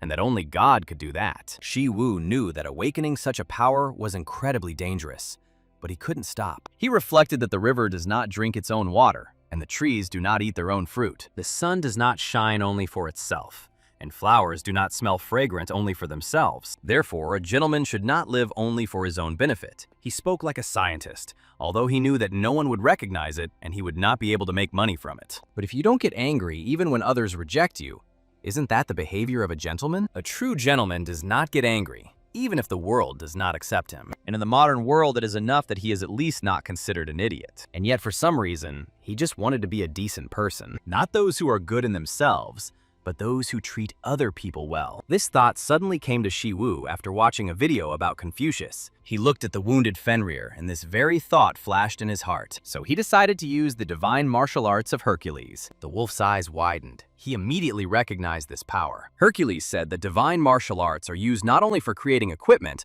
because space is the main law of the world. The first stage of this truly divine power was a technique that opened the way to incredible mastery. Shi Wu gathered every last drop of his inner strength and resolutely raised his leg for a powerful kick. His eyes blazed with a bright blue flame, and now it was completely impossible to stop the warrior who had decided to do this. He unleashed a majestic downward dragon strike, directing all his power straight into the ground. This blow raised a huge hurricane of unprecedented strength, which quickly swept through the entire forest. Following this, an incredibly bright beam of light appeared, which completely blinded everyone nearby. The firmament began to crack and break with a roar right above their heads, as if reality itself was splitting apart. Soon, the heavens split completely, and a terrifying and majestic hole in the sky opened up before them. Charon watched what was happening in complete amazement and could not understand how such a phenomenon was even possible. She looked down and saw that Shi Wu was lying unconscious. The girl ran over to check his breathing and pulse, and fortunately, he was still alive. Multicolored shining rays appeared in the sky, mesmerizing in their appearance. And at that moment, the wolf appeared right in front of them. Charon knew that Shi Wu was an unusual awakened without traits, because she realized this during the fight with the troll. She still couldn't understand what kind of terrifying force it was that had destroyed an entire dungeon. But now was not the time for surprise. So she lifted the guy onto her shoulder and headed for the exit. Turning around, she met the gaze of the wolf's huge and surprised eyes. They had to manage to get out before the dungeon completely collapsed. Shi Wu opened his eyes abruptly, breathing heavily, and could not believe that he had woken up. He realized with surprise that despite everything that had happened, he was still alive. The guy got out of bed and realized that he was in the VIP ward of the SH Group hospital. Charon was sitting next to him on the next bed and was inquiring about Leon's condition. Shi Wu asked her in confusion what she was doing there, and the girl explained that she was also a patient. She asked him if he was uncomfortable, but he silently thought that anyone would be pleased to sit next to a beautiful woman. He remembered the old saying of Confucius, that men and women should not sleep together after the age of 7. The boy didn't understand why men and women couldn't be in the same space after the age of 7. But then he stopped and realized what nonsense he was talking. And the girl was surprised why he wasn't interested in what had happened. Shi Wu said that before the dungeon collapsed, Charon pulled him out after he lost consciousness. He also noted that after various procedures, everything started, and wondered if he was right. Charon sat silently and looked very surprised by his words. Shi Wu didn't understand because it seemed like the girl preferred to get straight to the point. She nevertheless confirmed that his words were true and reported that the dungeon had been destroyed and considered cleared, which made her happy. Shi Wu asked what happened to Fenrir, and Charon replied that she did not know his exact location. She added that if we are talking about a wolf monster, then she saw how it headed somewhere into the distance. Since the dungeon that served as the wolf's prison was destroyed, the boy hoped that he would return to the kingdom of the gods. Charon said that she had not yet revealed the truth about the dungeon and asked her comrades to remain silent, but it was officially stated that they were the ones who conquered it. However, she added that if Shi Wu wanted to fix things, they could make it so that everyone knew who cleared the dungeon. But the guy said that it would be better to announce that Miss Charon did it, and the girl asked if there was a reason why he was hiding his power. Shi Wu was surprised and said that he was not hiding his power at all. Otherwise, he would not have created a channel on YouTube. Although he had no intention of hiding his strength, given the current situation, he acted differently. Right now, it's important to him that the SH Group gets credit for clearing the ES rank dungeon, so it's best to attribute it to Charon. The guy thought that she must doubt her abilities, and wondered whether it was possible to announce this openly or not. Even though she didn't have the skills to clear an S-rank dungeon, the guy said that this dungeon was special and she could handle it. Charon asked with a touch of irony if he was trying to console her, but the guy replied that he was simply stating the facts. After these words, they both fell silent and looked at each other in silence for a while. Then Charon smiled and thanked her partner for his support. Shi Wu said that it was time to stop there and asked the girl if that was all she wanted to say, but Charon replied that not everything, and then asked if he would like to work with her. After some time left alone in the ward, the guy took out his phone and was shocked by what he saw. Notifications poured onto his screen one after another, informing him that he had increased his insight, super strength, divine martial arts, and gentleman's wisdom. Usually superpowers only increase by tiny percentages daily, but this time they increased by 13%. The divine martial arts mastery, which had only risen by 0.1% in a week, increased by 9.3%. Moreover, the gentleman's skill and insight and wisdom grew by several years at once. The guy realized that this happened because of the dragon's downward strike, because before, he only showed dungeon clearing in his videos. But this time, he destroyed the very space and dimension of the dungeon, causing it to finally collapse. He found himself unconscious again, just like when he encountered the Dark Troll and used the Force. But now, compared to the past, the ability to use divine martial arts was a huge step forward. The boy wondered when he would be able to finally make this power his own. And now he wanted to try, just once.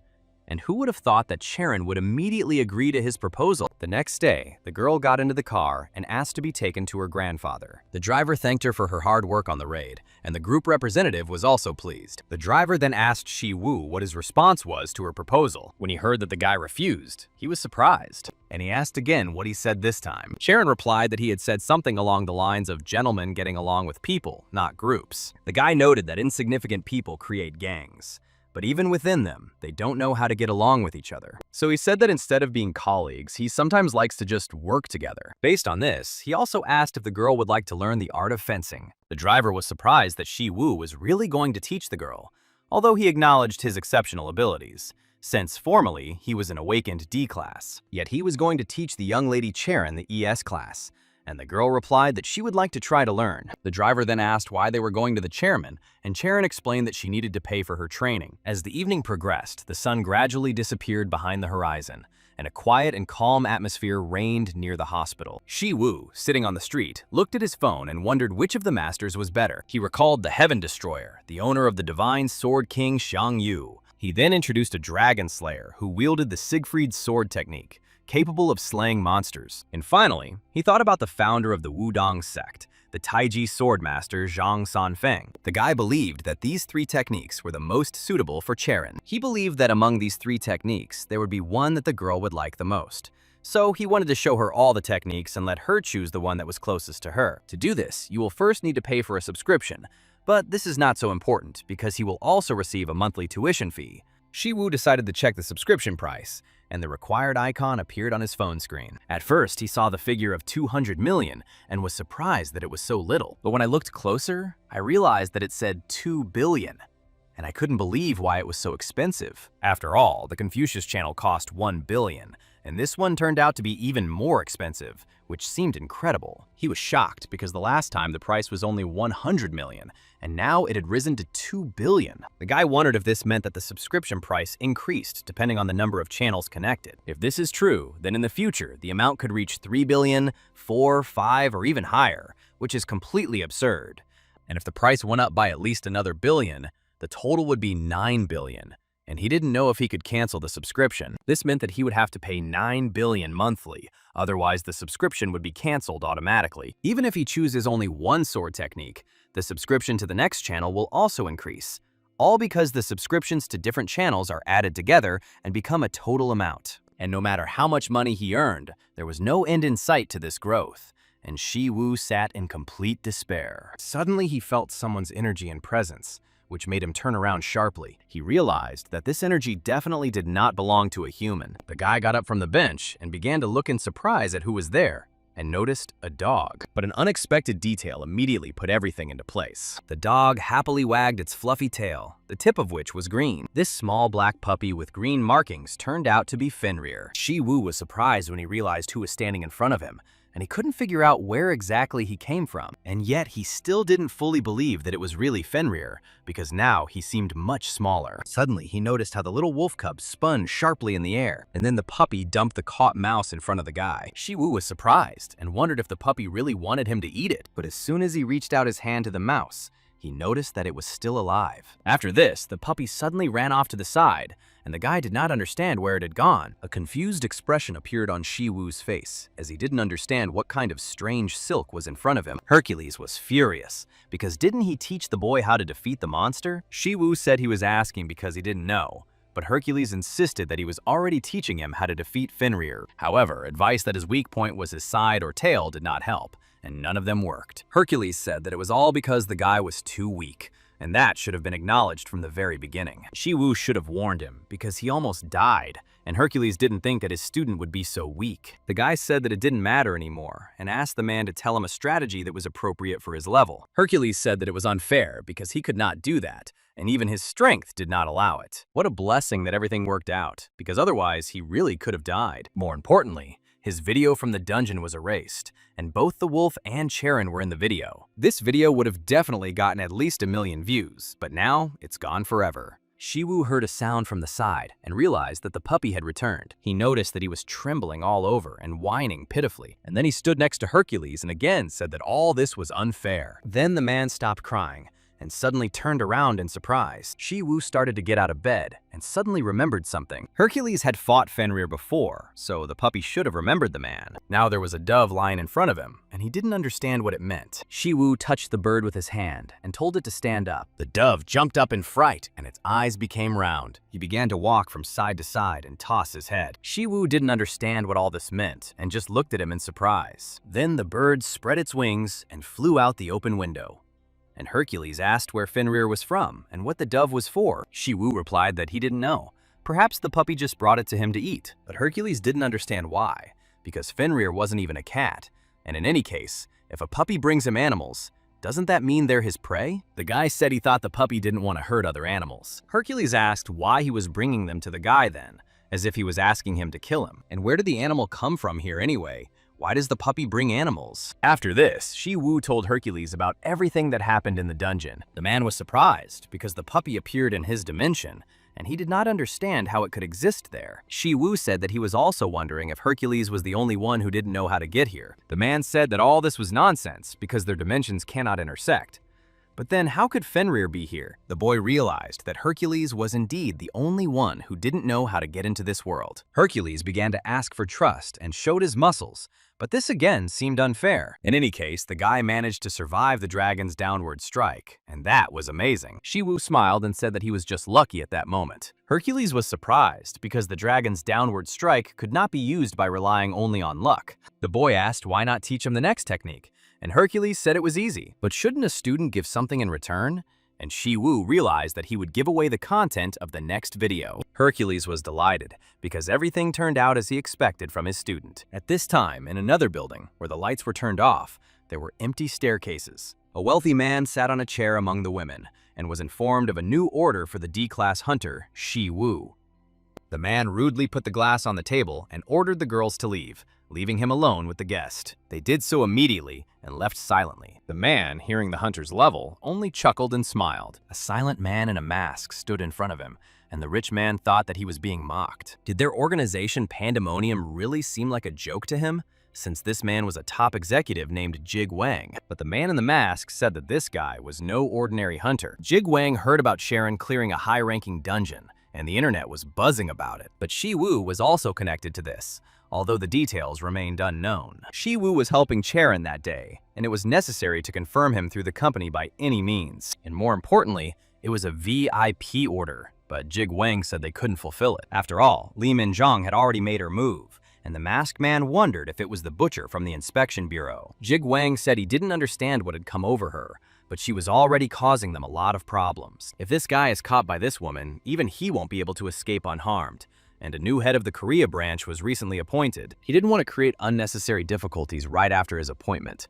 The masked man was shocked to hear about the new leader and wondered if he was really on Scar's level. The key figures of Pandemonium are called leaders and are divided into 5 levels. These are the levels of tear, fracture, crack, scar, and bruise. The leader of the organization, whose identity is hidden, is said to have killed one of the 13 heroes. A scar-level leader can be one who manages to survive the battle with the Red Shadow with only scars. There is probably a scar-level manager working there now, but you can't tell anyone about it. Jig Wang opened a new bottle of whiskey and poured himself a glass. While his guest watched, he drank the whole thing down in one gulp. Then they told him that they would help him with the inspection bureau, and at the same time, they will give us a chance to gain a foothold in Korea. This was not just a VIP order, but a super VIP one. And the masked man said that Shi Wu couldn't be killed, but his limbs could be cut off. Shi Wu, looking at his phone, couldn't believe it, because if you deal with a sick person, progress slows down a lot, but it still happens. At least the numbers are increasing,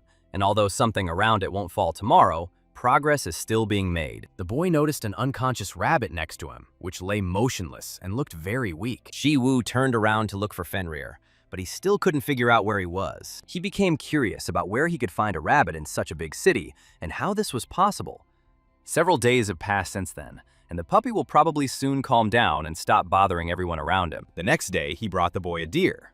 And this surprised Shi Wu even more with its unexpectedness. Another day later, an eagle appeared at his feet, who also looked strangely calm and obedient. Shi Wu was surprised and wondered what would happen next time, and how he even caught these animals. The next day, the guy left his room tired, feeling tired after all the events of the last few days. But there was a bear lying behind the door, which surprised him greatly and made him freeze in place. There was a puppy standing next to his leg, wagging its tail and looking like it was saying, "I hope you like this."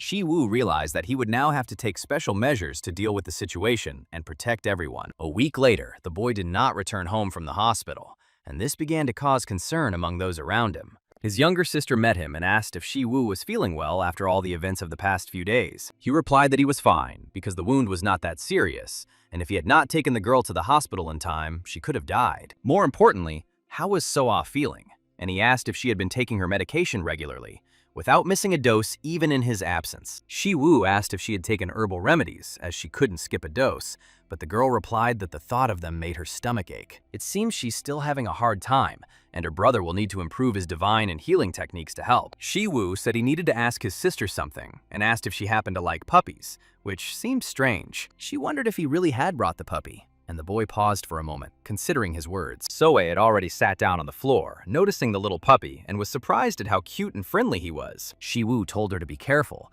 but the girl didn't understand why her brother was warning her about the puppy's possible danger. She didn't understand how he could hurt anyone with his teeth, and she didn't know that if he bit, the consequences could be dire. So-ah asked his name, and if Shi Wu didn't give it, she asked permission to name it herself. The girl looked at the puppy and suggested the name Blackie, after which he happily wagged his tail, showing his joy. She turned to her brother and asked if he didn't like the name, to which he replied that it was fine, although she didn't understand the rules. So-ah asked the puppy if he liked his name, and realized that he really liked it and it suited him perfectly. Shi Wu was shocked that Fenrir liked such a name, and wondered how he had already learned how to survive in the human world. The girl happily hugged the puppy, and said that from now on, this would be his permanent name, which he deserved. Shi Wu noticed how happy his sister was now, and couldn't help but smile, enjoying her emotions and reaction to the puppy. He decided that perhaps the fact that she had given the puppy a good name was not so bad, and brought joy to everyone. The next day, in the apartment where the Hunters Guild was located on the ground floor,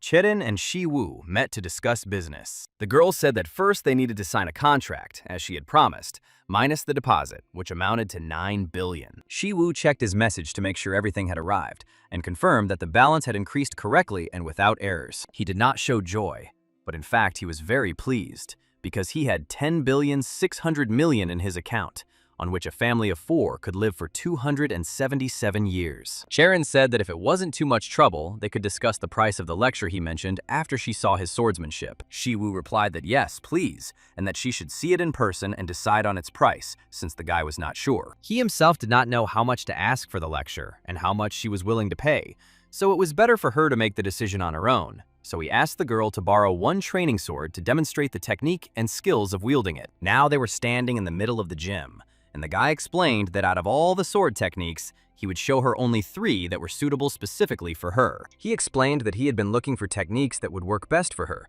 but it had been difficult for him to choose just one from all the possible options. The girl simply had to say which technology she liked the most, since joining the membership program was too expensive. The longer you're in the program, the more you have to pay, and the guy only came to watch the trailer and see if he could show off his technique. The first sword style he would show her was called the Heaven-Cutting Divine Sword, and it required concentration and strength. Sharon watched the movements carefully, but realized that she couldn't see even a second of the sword's actual movement. It moved so quickly. Shi Wu stood in front of her and masterfully swung his sword, demonstrating techniques with high precision and dexterity. Suddenly, with one blow, he touched the floor, and powerful magical energy spread throughout the room, affecting the atmosphere. Charon couldn't move, unlike last time, because the guy swung his sword rather slowly, but the pressure was acting on her body. Shi Wu said that he would now show her the Dragon Slayer sword style, which was even more impressive and powerful. He gripped his sword tightly and swung it masterfully, cutting through the air incredibly quickly and effectively,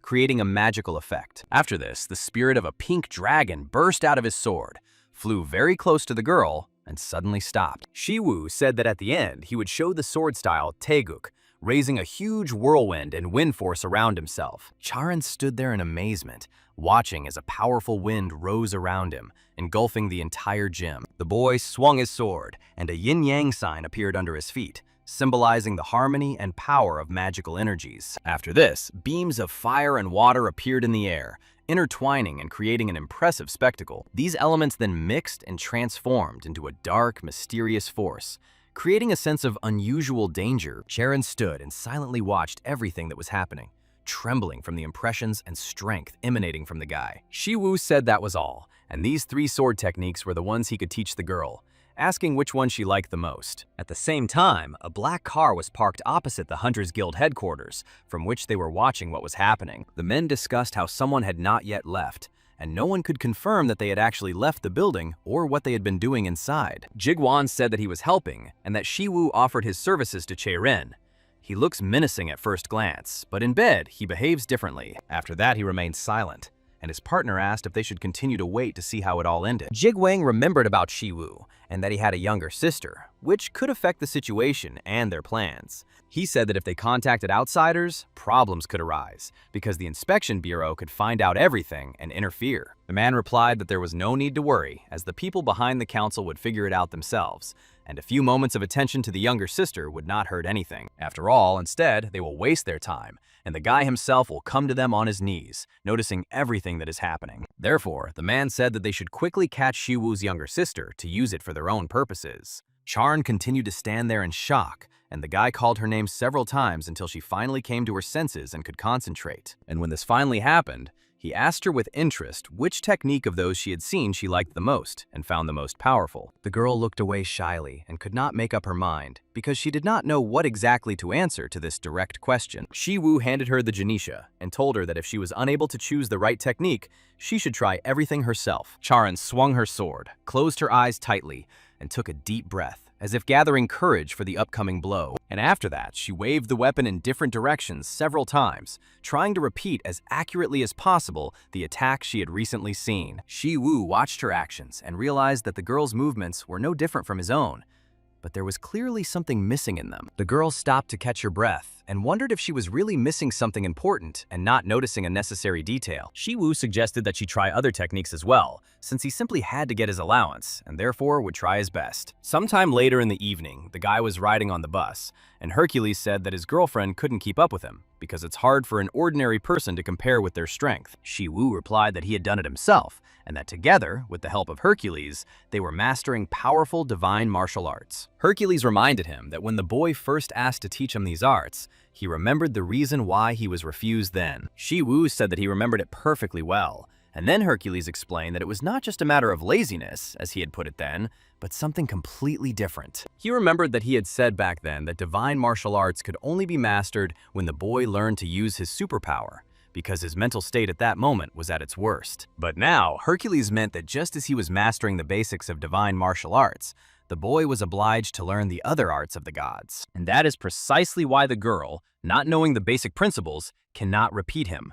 But the very fact that she almost managed to keep up with his movements is also a feat. Hercules remembered that the guy had said that he had no traits, but he was still able to awaken and gain his own strength. The idea that he has no traits is in itself a unique trait, as the power of the gods cannot be obtained simply by subscribing to their channels. More precisely, a new existence cannot be overwritten by an existing one, and what the guy calls a trait is a unique manifestation that cannot be replaced or destroyed. However, Shi Wu himself can be compared to a blank slate, as his existence lacks any uniqueness of its own, and that is why he is able to study the traits of other gods without limitation. And isn't that why he has access to GodTube, since it clearly shows that no one but him can know about all the possibilities of this mysterious application? Heracles said that might be true, but then it would mean he wouldn't be able to train Charon, and his monthly allowance of 10 billion won would disappear. However, he added that if the guy taught her what he had come up with himself, it would not make much difference and would not cause any problems. Meanwhile, the man stood in front of the huge door and couldn't believe that this was really Shi Wu's house,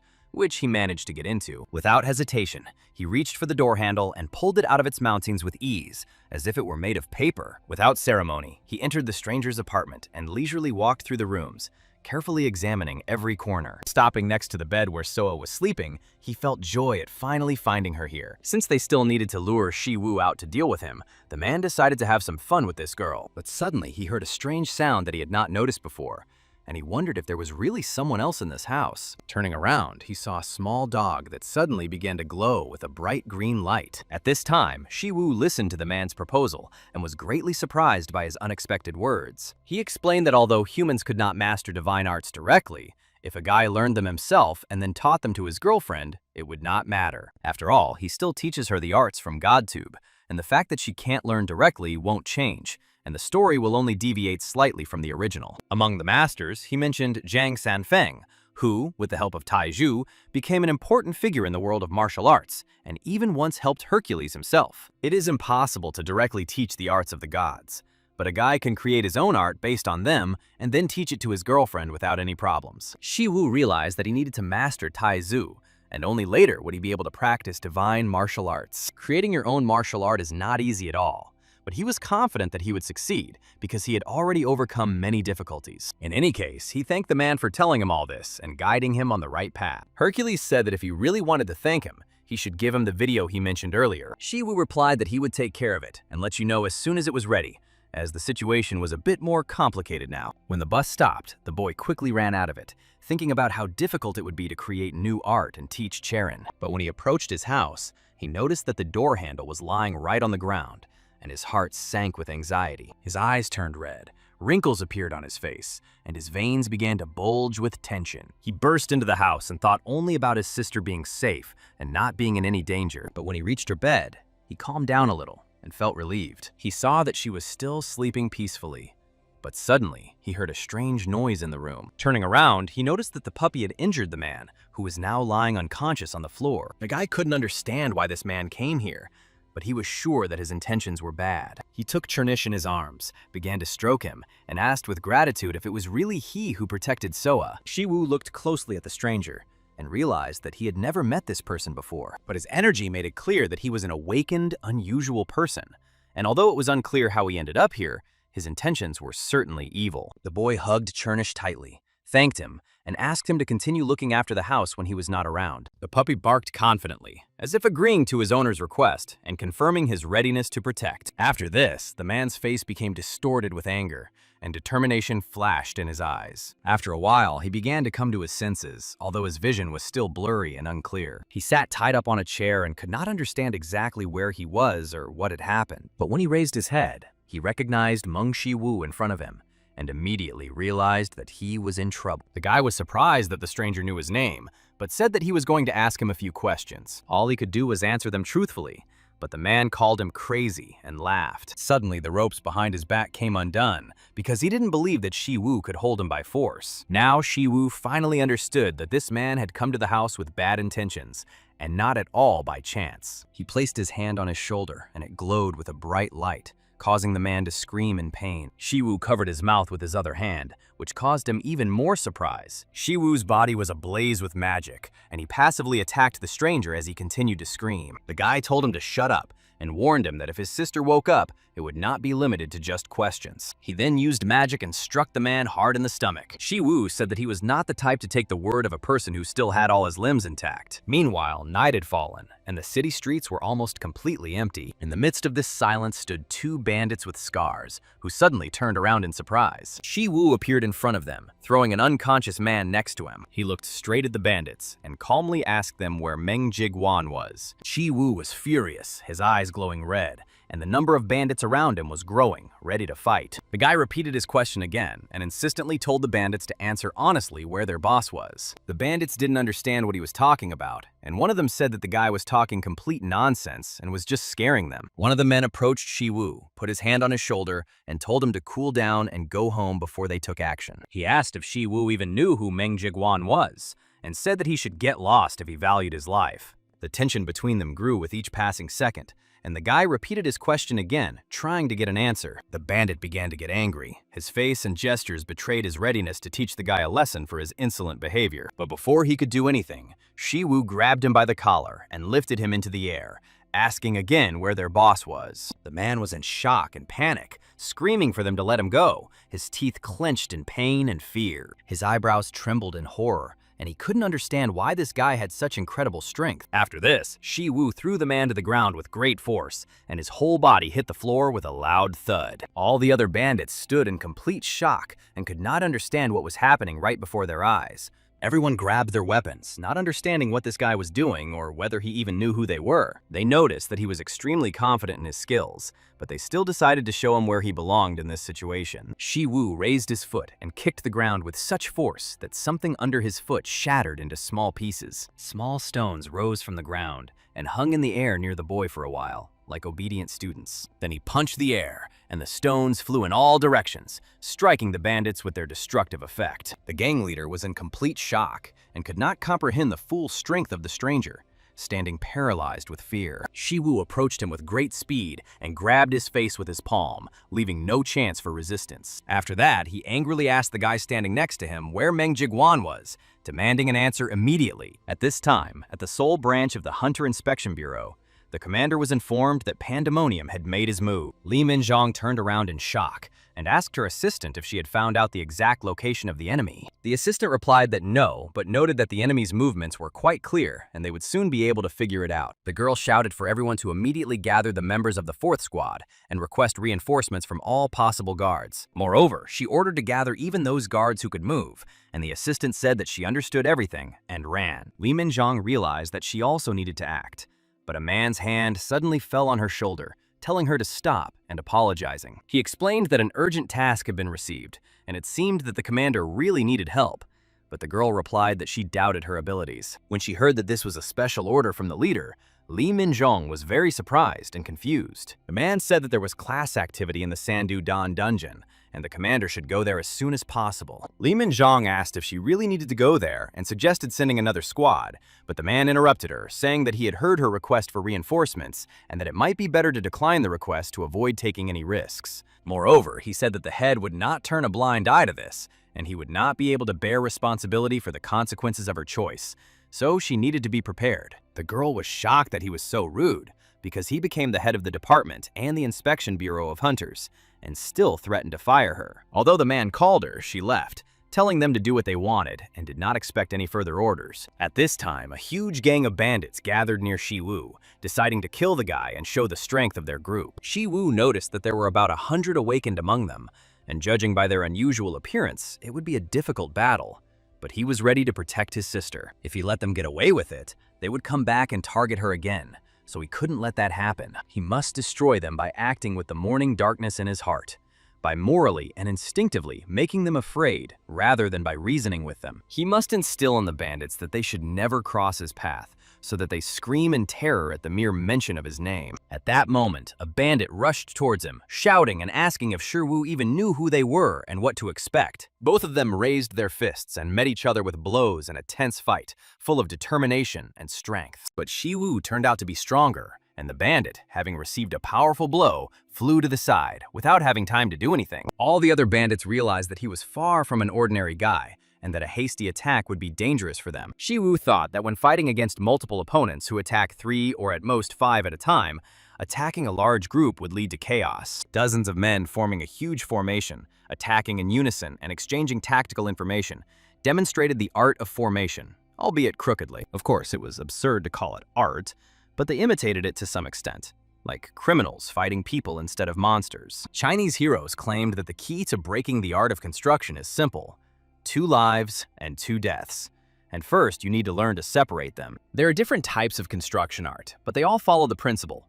In the center, there are 64 heavenly charges and 12 arrays of earthly charges. Even trying to remember, the guy didn't understand all the details, but he vaguely saw what was happening and assessed the tactical picture. There was a small space between the bandits where a high-level illumination occurred, as if someone was talking to him directly. This space resembled a huge door of life, through which one could see the essence of what was happening and understand the strategy. Suddenly, when everyone gathered together, there was a huge collision, as if a powerful explosion of energy had occurred. All the bandits were shocked and couldn't understand how this was even possible in real time, watching the guy's actions. Shi Wu stood there, sweaty and tense, with magic shining around him, enhancing his presence and the fear of his enemy. The human body has several vital points, such as Renmai, Yuan Shui, and Xiao Huang, where the Qi acupuncture center is located. Shi Wu grabbed the small energy beam and began to strike his opponents with it, piercing their bodies and paralyzing them. Death's door was everywhere, but nowhere could he see the 2 lives needed to apply the power accurately. The bandits crowded around him, shouting and declaring that they had finally caught him like a rat.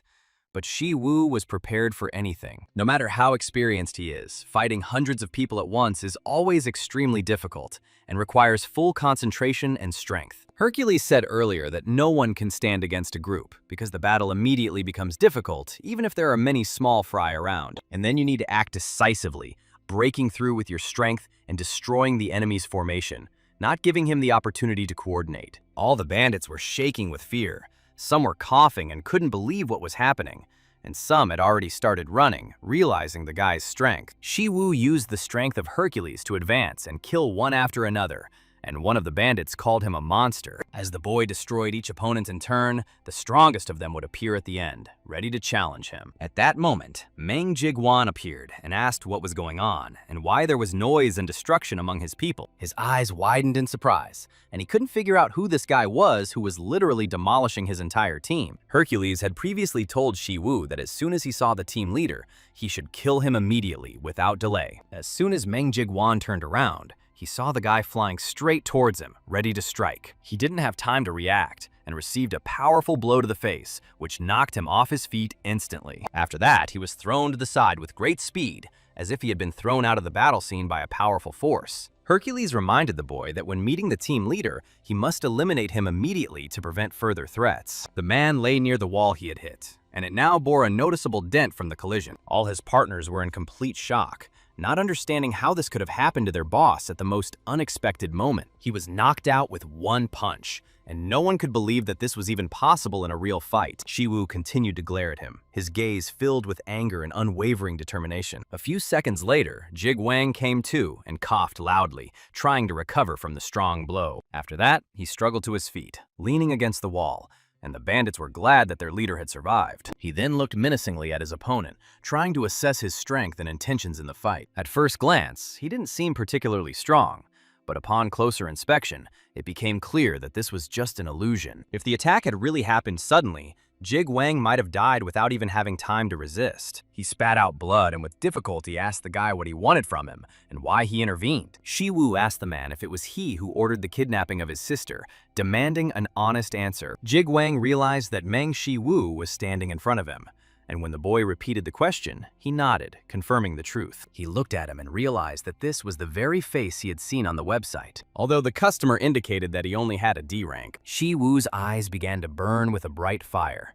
and he asked one last time who ordered the kidnapping of his sister, not hiding his anger. Jig Wang smiled and asked what would happen if it was true, knowing that his level was higher than stated, but not by much. Shi Wu instantly took off, leaving a trail of blue light behind him, demonstrating his speed and strength. In just a couple of seconds, he found himself in front of his opponent, ready to deliver the decisive blow. However, Jig Wang managed to stop the attack, noting the boy's amazing speed of movement. The man strained all his senses, but still almost missed the blow, fearing for his life. Although this guy wasn't perfect, that was where his strength ended, and he couldn't do anything else to counter it for now. From what the man saw, he concluded that the boy's strength seemed to be connected with will and internal energy. At this moment, Jig Wang began to grow in size, using his physical enhancement state to counter him. This meant that the stronger he became, the weaker his opponent seemed, and he tried to throw Shi Wu to the ground. Shi Wu jumped up from the ground and pushed himself to the side to avoid falling and maintain control of the fight. His eyes continued to burn with anger, and he wiped his wounded cheek, preparing for the next attack. Jig Wang cursed at the guy, and a visible mark remained on his stomach from the blow that almost knocked him to the ground. However, Shi Wu managed to strike back, something that an ordinary person of his rank would never be capable of. Jig Wang stated that the enemy had already done enough, and it is time to open our eyes and understand the reality of the situation. All of Jig Wang's partners were in complete shock at what was happening,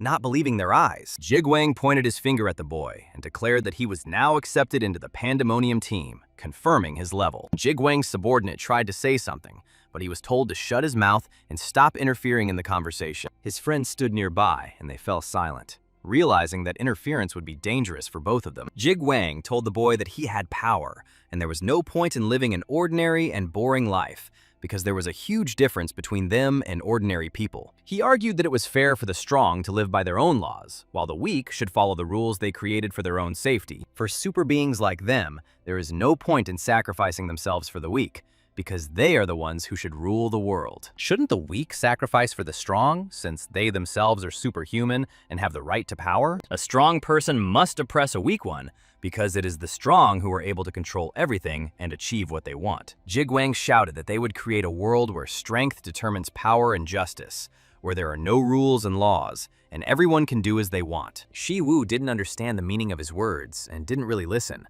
but he noticed that the man needed to speak out. He asked Jigwang if he was done talking nonsense, demanding concrete actions rather than empty words. Jigwang asked if it was all because of his sister that the boy was experiencing such strong emotions and was ready to fight. Shi Wu remained angry, not understanding why Jigwang thought this was stupid and not worthy of attention. Jigwang replied that if a person is controlled by personal attachment, then he is weak, but the boy did not agree with this statement. This meant that he was a man, not an animal like Jigwang, capable of acting only on instinct. The man shouted that he admired his abilities and was ready to give him a chance, but if the guy was ready to sacrifice his life, let him do it. His body began to grow even larger in size, and the chain around his neck broke as he looked at the boy, not sparing his words. He knew Jigwang was invincible, but he was ready to fight when his opponent raised his huge fist up. With great speed, Jigwang began to strike the guy with both hands in turn, trying to defeat the guy. But after a few blows, he stopped and looked in surprise, not understanding what had happened. It occurred to him that he had been pushed back by the boy's strength, and this made him wonder about the strength of his opponent. He couldn't understand what it was, and at what moment it happened when Shi Wu was already next to him. Jigwang tried to strike again, but the boy dodged twice, demonstrating incredible reflexes and speed. After this, he received another powerful blow to the stomach, which shook him and knocked him down. Jigwang gathered his strength and tried to strike again, but missed, amazed by the enemy's incredible speed. He was in complete shock and could not believe that this was even possible in battle because it seemed unreal. A moment later, he screamed in pain as he received a blow to the side, realizing that the opponent was on a completely different level. He realized that in front of him was a completely different level of power, completely different from what he had seen before. Unable to bear it, Jigwang fell to the ground with a loud thud, feeling the full force of the guy on himself. He pointed his finger at the enemy and said that he would not give up and would not leave everything so easy, despite what had happened. Shi Wu replied emotionlessly that if Jigwang wanted to continue, he had to take a risk, otherwise he would destroy all of Pandemonium. The man was shocked, not believing that Shi Wu was going to fight the huge Pandemonium team alone. Shi Wu only told him to take a closer look to assess the entire situation and the enemy's strength. A blue power began to rise from the ground around him, enveloping him and displaying incredible power. The bandits who watched this were overcome with fear and could not believe what was happening. Shi Wu concentrated all his strength into his legs and jumped up, raising one leg for a crushing blow. Jigwang looked up at it helplessly and realized that this was a superpower that was beyond the reach of an ordinary person. He recognized that before him was the divine art of Hercules, and this was the first form known only to the chosen ones. Shi Wu used the falling dragon strike technique, demonstrating the full power of his combat prowess. A few minutes later, Li Minzhong arrived at the scene of the recent violent fight, and everyone present greeted their commander, and she demanded to know the current situation. One man replied that it was all over, adding that it was easier to see everything with your own eyes than to try to explain it in words. There were bandits lying unconscious on the ground everywhere, and, according to eyewitnesses, when they arrived, the whole picture looked exactly like that. The man explained that not everyone was unconscious. Some had already begun to come to, and the commander ordered to first find out who these people were. She said that even those who are still unconscious need to be checked, because as soon as they wake up, their past needs to be verified. Li Minzhong clarified that everyone should be checked for convictions for murder, rape, and brutal beatings.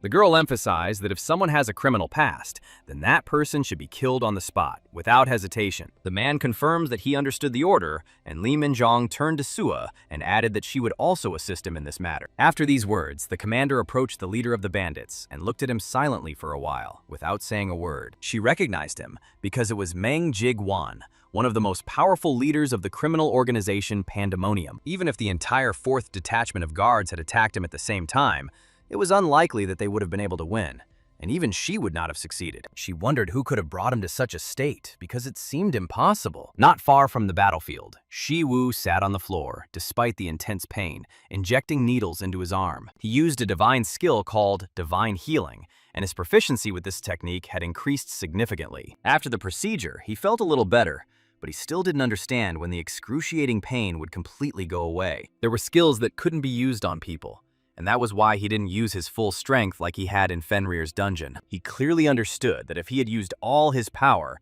the outcome could have been extremely tragic and irreparable. However, the boy gradually learned to control his magic, and the power of Hercules' magic and divine sword increased. This duel was not only a battle of magic, but also strengthened his other characteristics, although there was still a lot of work ahead. His recent opponent was truly strong, and compared to him, Kang Do-chul was no threat at all. There was currently a war going on between the guards and the criminal rankers, and at any moment, he could again find himself in the center of a fierce battle. Therefore, it was impossible to ignore these enemies, because they dared to touch his younger sister, Sua. At first, he thought that the enemies had captured the girl only to lure him in and carry out someone's secret mission. If it weren't for his faithful dog, it's unknown what would have happened to his sister, and whether he would have been able to save her. Now he will have to be always on guard and constantly think about how to act in such situations. At this time, in another place, a man was sitting in an office and discussing with his ward the news that Meng Jigwan had been injured. The ward informed him that Meng Shi Wu had done all of this,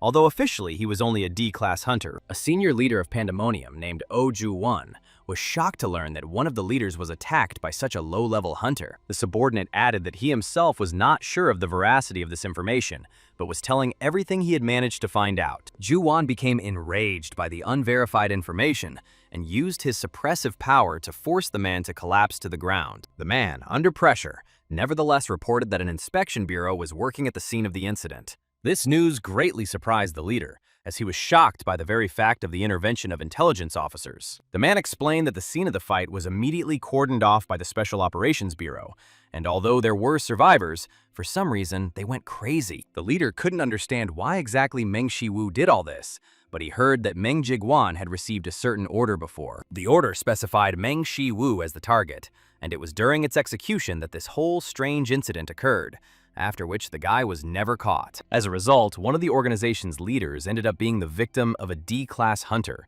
and no one knew whether it was an accident or not.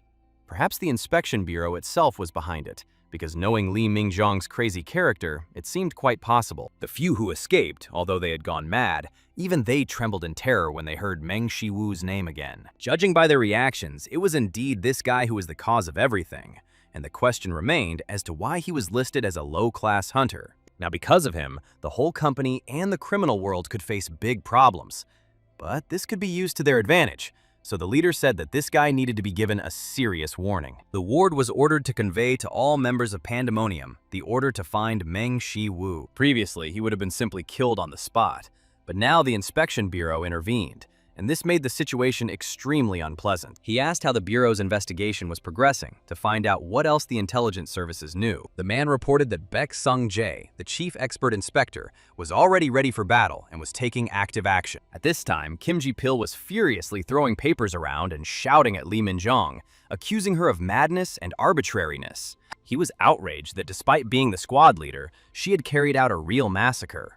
The head of the sole office of the Inspection Bureau accused her of ignoring orders and killing dozens of people. The girl humbly apologized and explained that all those killed were dangerous repeat offenders and hardened criminals. The man shouted even louder, declaring that she dared to object, because if they were like that, they would not be able to resist so much. He reminded that their actions looked more like murder than self-defense, and this meant a serious violation.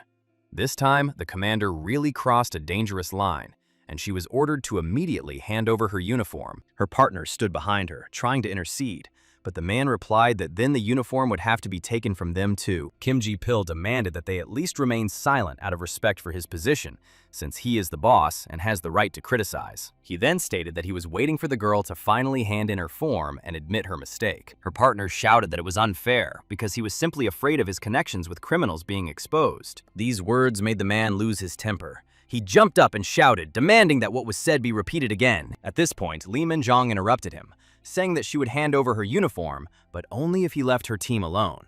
The man coughed, pulled himself together, and agreed to her condition, promising to do just that. Suddenly, Baek Sung-jae entered the room and stated that, in his opinion, it was better to leave the commander alone. Everyone immediately turned to the door and could not understand why the director himself was there. The man said that he heard about their encounter with Pandemonium and did not understand how the director decided to come here.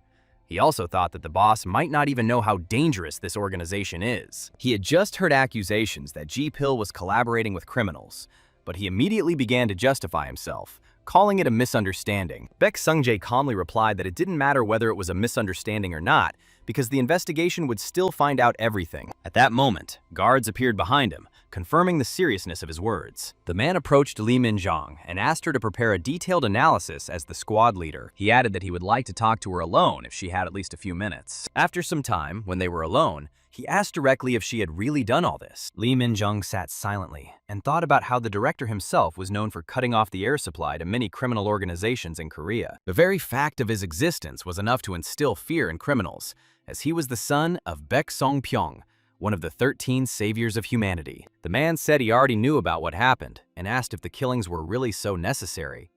He recalled that when the demon world invaded, the awakened became the hope of humanity. But as stability became established, more and more people began to think only about money, although his father considered this normal. Father said that he had fought for many years for the common world and valued it more than anyone else, although he understood that some used force for evil. His father took this very hard, but said that they should not be like them, because otherwise they would be no different from Pandemonium. As his father claimed, justice is always obvious, but the man was sure that in reality, it is not always like that. He admitted that there was a line, but by working in the mud, they inevitably got dirty too, and so the killings could be forced. Lee Min-jong listened to him carefully and agreed, saying that, overall, what he said was correct. Baek Sung-jae clarified that he still wanted to know whether they really were the ones who dealt with the criminals. The girl answered negatively and explained that she had checked all the surveillance cameras in the area, but was unable to find out who did it. She also added that all the survivors had lost their minds and were unable to speak clearly. These people were terrified, but some of them repeated only one name associated with the hunter. The man asked if they were talking about an S-class hunter, to which the girl replied in the negative. She explained that his power level was completely different, as he was a D-class hunter. At this time, Shi Wu was feeding his little puppy fresh meat and asked him with interest if it was tasty. At that moment, his sister came into his room and was surprised that the guy got out of bed so unusually early that day. Shi Wu was sure that So-ah had become suspicious when she woke up, but at least he had managed to fix the doorknob in time. Divine metallurgy can be used for repairs, as there are no restrictions here, but one must still always be prepared for the unexpected. And then the thought occurred to him that perhaps he should build a completely new house. If you build a new house using divine metallurgy, it will be protected from any attacks, and your sister will be safe. The only question was where exactly to build it, since Soa still needed treatment, so they couldn't leave Seoul. However, he had more than 10 billion won, and he could afford to buy the house they were currently in. Shi Wu turned to his sister and calmly said that he would only go out for a short while. But as soon as he opened the door and went outside, a man appeared in front of him who wanted to ask the guy a question. Baek Sung-jae, wearing a beautiful, expensive suit, asked him if he was by any chance that same Meng Shi Wu. Shi Wu was in a state of great shock, not realizing who the man in front of him was, even though he vaguely remembered seeing the man on the news. After thinking for a while, he came to the conclusion that it was most likely Baek Sung-jae. But what is the director of the bureau doing here?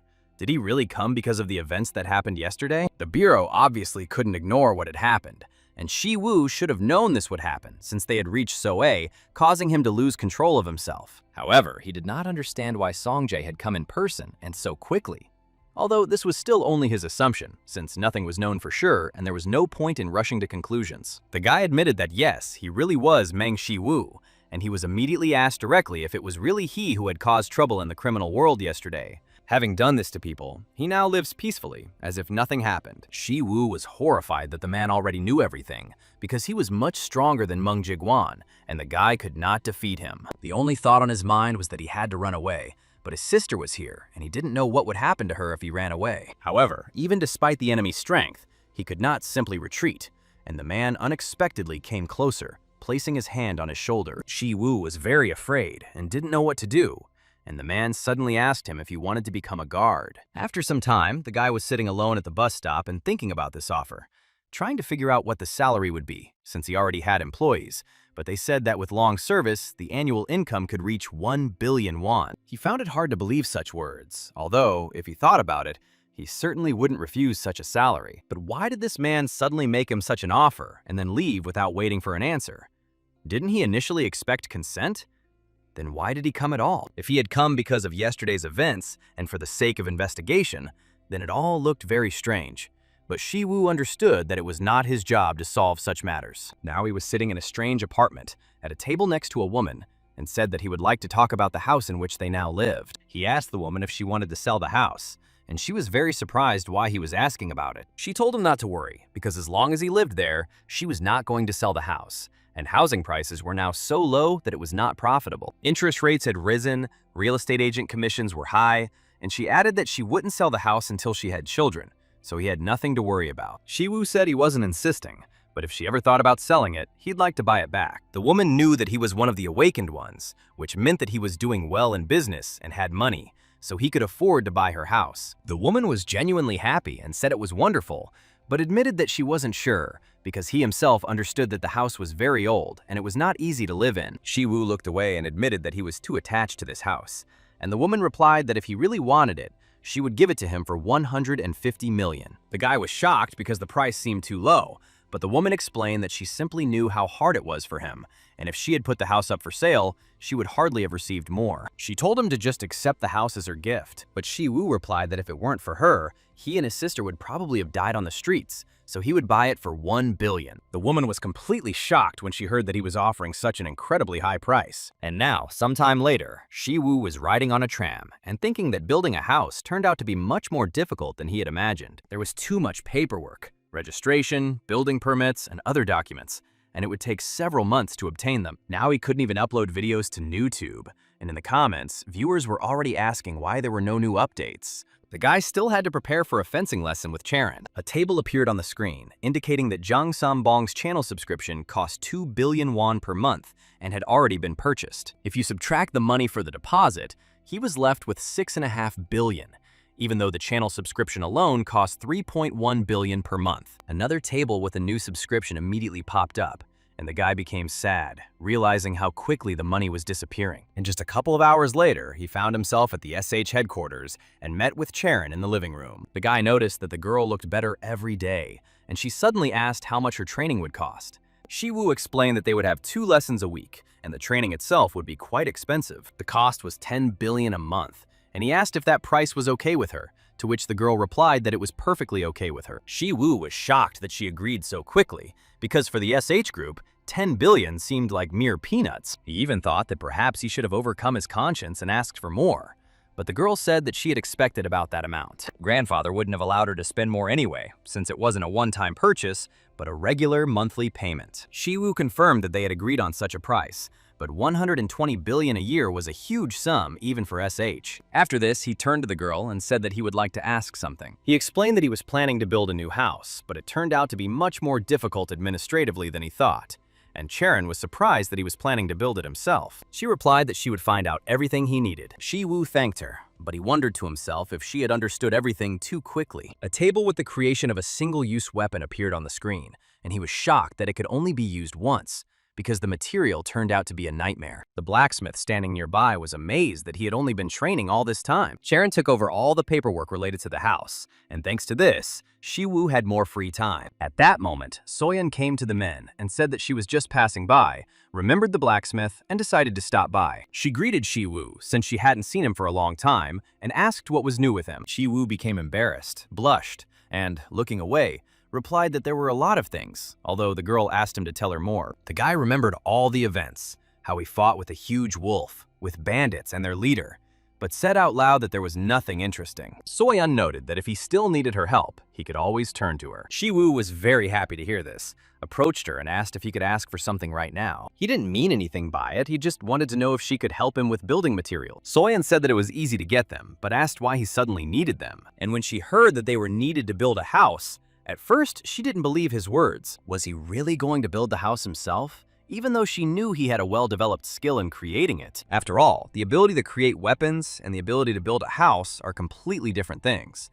but Shi Wu interrupted her and handed her a piece of paper, saying that it contained a list of the necessary materials. Soyeon looked closely at the list and noted that these were not construction materials at all. But suddenly her eyes lit up, and she realized with surprise that this entire list was completely special. Does the guy really want to build a house from the remains of monsters?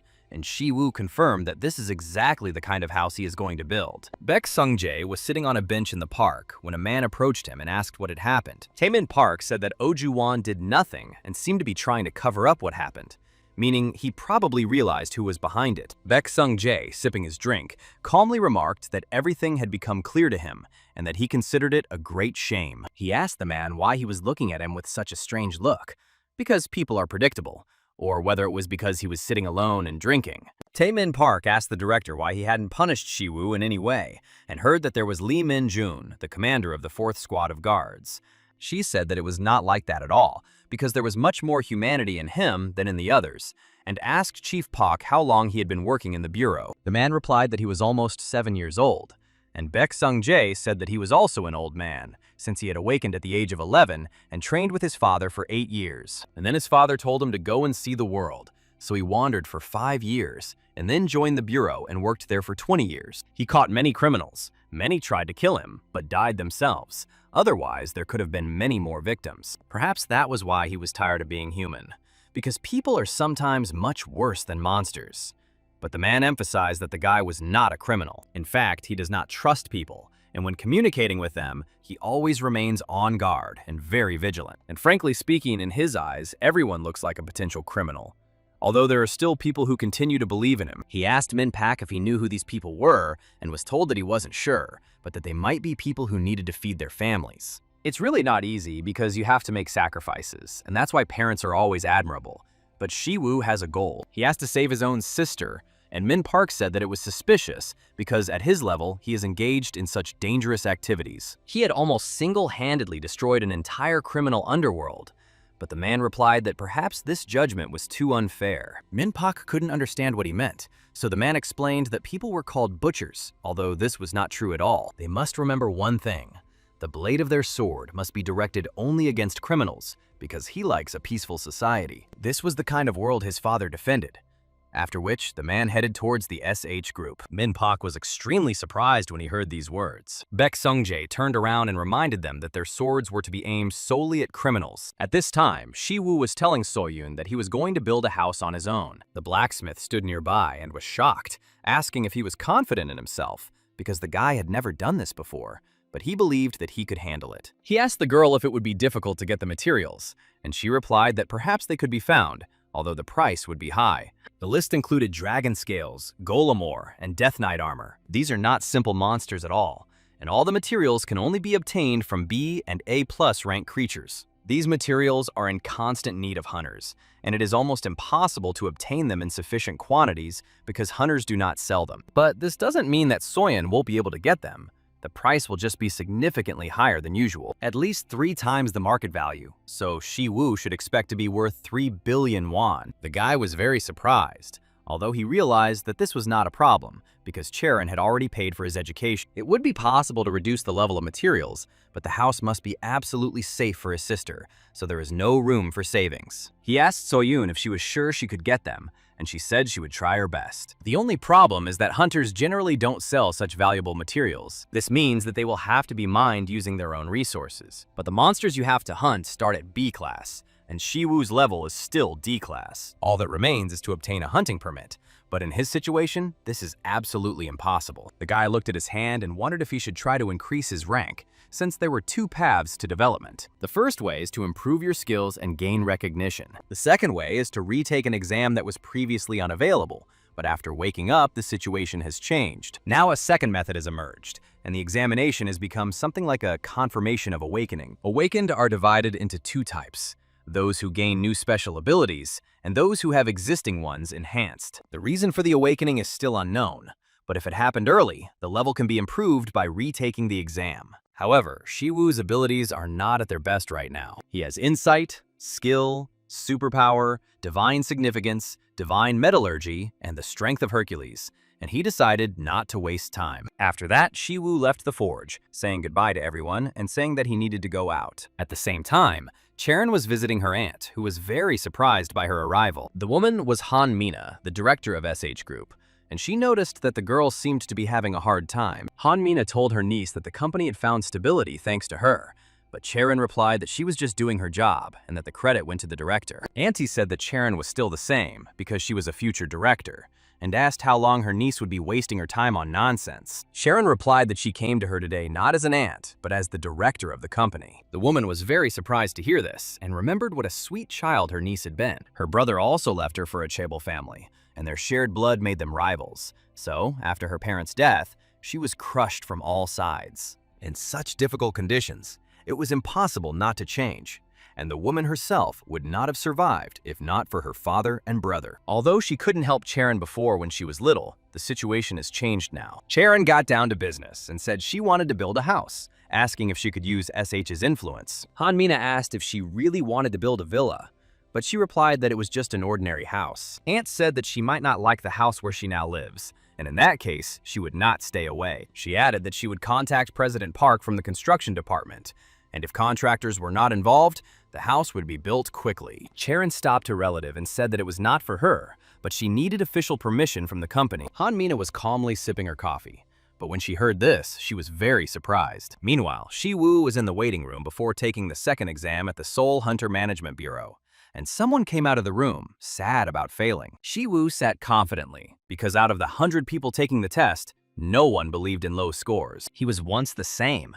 because after awakening from the magical explosion of the dungeon, he gained a level. Back then, he hoped that he would awaken to S or A rank abilities and eagerly awaited the results. But everything turned out differently. He had no abilities at all, and his level turned out to be below F class. That is, even below the lowest level. Now the situation was completely different. Suddenly, someone came up and told him to come into the office. A repeat study was conducted using a special scanner that recorded the person's awakening. He was asked to stand on the marks in front of the device, and the start of the measurement was announced.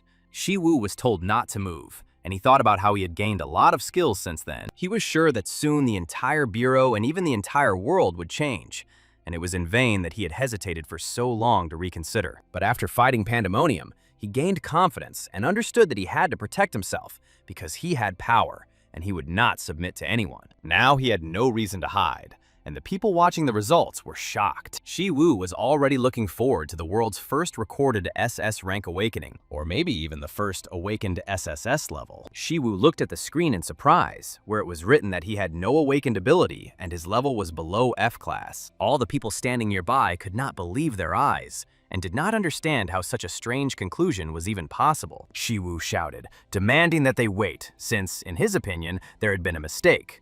But he was told that the retest was completed and that he needed to leave. Shi Wu loudly asked to check his results one more time, hoping for a change, but no one was going to meet him halfway. Here he is sitting on the bench and completely doesn't understand why, after everything that happened, the results still haven't changed. But this is simply impossible. Could the testing apparatus not detect the hidden divine power in him? The only rank higher than the existing one is S, and its results turned out to be even lower than F, although it would have been logical to give impossible to determine. Hercules said he was a nobody, but due to his lack of personal abilities, the test results most likely remained unchanged. Although he is not entirely sure of this, there is definitely meaning in Hercules' words. Or maybe all this happened because the level of mastery of powers has not yet reached 100%, because he is still just learning. He himself does not know the reason, because how can he know whether it is even possible to study the abilities of the gods and use them as his own? Hercules said that he was unique precisely because of his lack of abilities.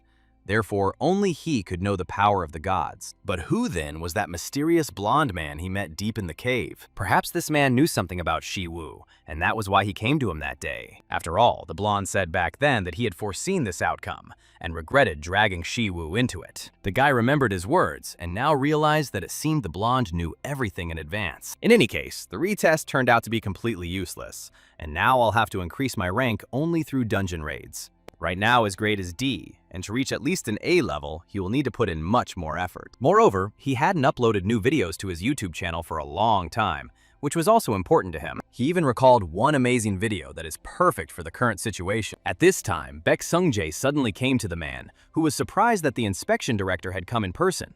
Baek Sung-jae explained that the visit was sudden, but despite this, he was greeted very hospitably. Han Kwang-guk, director of the SH Group of Companies, replied that since the inspection director himself had come, it was worth sitting down and talking. He asked the reason for the visit, and he said that he had always wanted to meet and that their company was the backbone of the country's economy. Kwang-guk noted that as Inspector General, he is responsible for the safety of all of Korea, and managing a business means directing efforts. Baek Sung-jae responded by noting that it's important not only to have business acumen, but also to be able to please investors and market yourself effectively.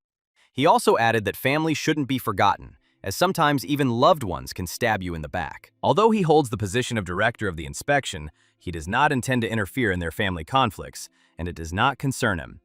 He said directly that he suspected that Director Kwang-guk was well acquainted with Chae-rin's name, and the man was surprised by such knowledge. The interlocutor explained that there were known attempts to oust Han Chae-rin from the company, since Shi Wu helped her in the dungeon. Did they even conduct their own investigation with the help of Pandemonium to find out all this? If the criminals contact him again, Baek Sung-jae will not limit himself to warnings, because his words always carry weight. He is the son of one of the 13 heroes who saved humanity, and his influential company is capable of exerting pressure even on politicians, so Kwang-guk was made clear that this man is someone who must not be touched under any circumstances. But Kwang-guk couldn't understand why the inspector was so diligent in protecting a simple guy named Shi Wu. The man simply replied that since the name was familiar, he wouldn't even ask where it was from, and asked them to stop squabbling.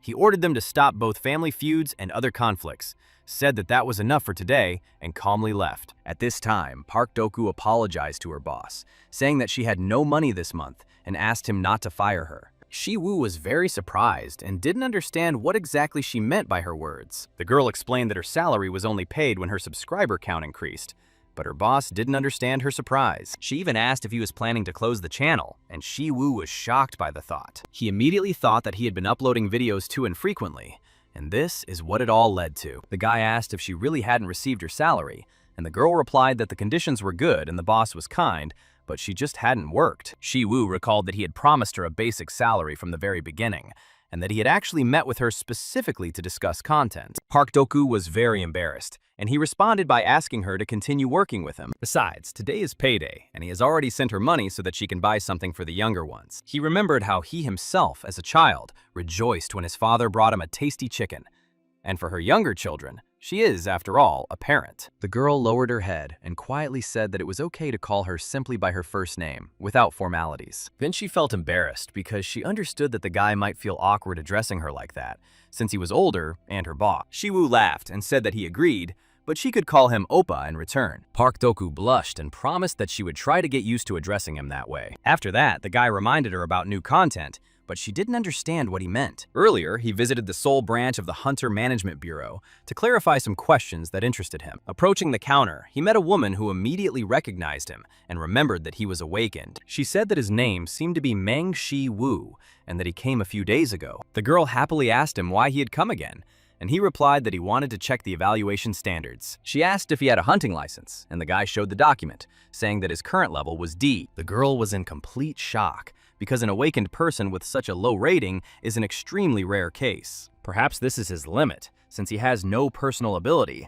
and all that remains is to adhere to general criteria. She told him that to level up, he needed to complete 200 raids in D-level dungeons and then submit a request. Since he usually raids 3 times a week, it will take him a little over a year to reach rank C. Once he completes 200 dungeons, he will be able to request a rank review and gain access to a new test. She asked if he had any questions, but Shi Wu said that everything was clear to him and asked how many raids he had completed. The girl reported that he had completed 16 raids so far, meaning there were still 184 left. She suggested that if he planned to go today, they should make room for him and asked about his preferences. Shi Wu said that it didn't matter to him, but it would be more convenient to choose the nearest dungeon. Then the girl told him that there was a D+ level dungeon 5 minutes away, but she was worried about whether he could handle it.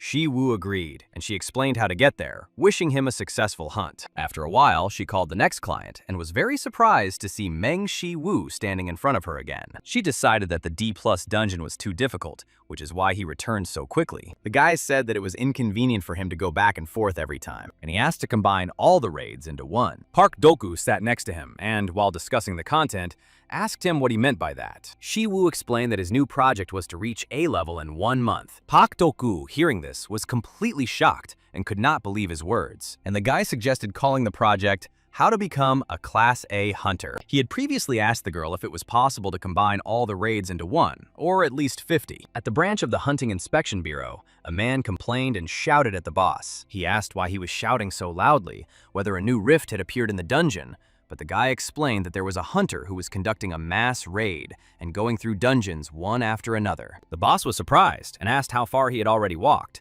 10 or 20, but he was told that the number had reached 150. He couldn't believe such nonsense and recalled that the retest showed that it was just an ordinary awakened one. But he was told that the results had been verified and it was worth reporting it to the main bureau. The boss suggested that the guy might be an illegal, but he was interrupted and told that he had already requested a promotion to rank C. The man was in complete shock because he knew that to get to level C, you need to go through 200 dungeons. And just now, there were 150 of them. He said that it would be enough to write a message to the main inspection bureau, but they objected that it would be better to call directly. At this time, Lee Min-jung was reviewing documents at the Seoul branch of the Hunters Bureau, and her partner reported the order received from management. They were told that one hunter had leveled up from D rank to C rank in just 3 days, and an investigation was needed. When the girl learned the name of this hunter, she heard that it was Meng Shi Wu, and was truly shocked. He tried to officially record his rank, but wouldn't it be easier to take a retest? Although, since the level had increased due to achievements, a retest was impossible. Therefore, there is a possibility that he became stronger by using illegal methods like black magic. The commander turned to Ah-rin, who served in the Hunting Bureau's Response Team 4, and asked if she had encountered Awakened using black magic. The girl replied that she had encountered it, and began to explain the differences from ordinary magic, where it is used. But when asked to explain in more detail, she said that black magic is based on negative emotions. Feelings such as joy, anger, anxiety, fear, love, hate, and greed fuel black magic. And the stronger the passion, the greater the power. However, this causes the soul to burn faster, and the end of those who seek power through such magic is predetermined. These people lose their human form and turn into monsters who only want to kill. Lee Min-jung asked how to recognize them, and was told that they were easy to spot right away. You don't even need to use magic for this, because they look ominous, as the commander suggested. Lee Ming-zong knew that the director had recently met with Meng Shi Wu, and even offered to take care of him. She wondered if the director really wanted to make him a guard. The girl turned to her partner and told her to tell her superiors that they could handle it, and there was no need to worry. After that, she went back to her paperwork, thinking about this guy. Shi Wu was making something with his own hands at this time, and saw a message that what he had created was junk.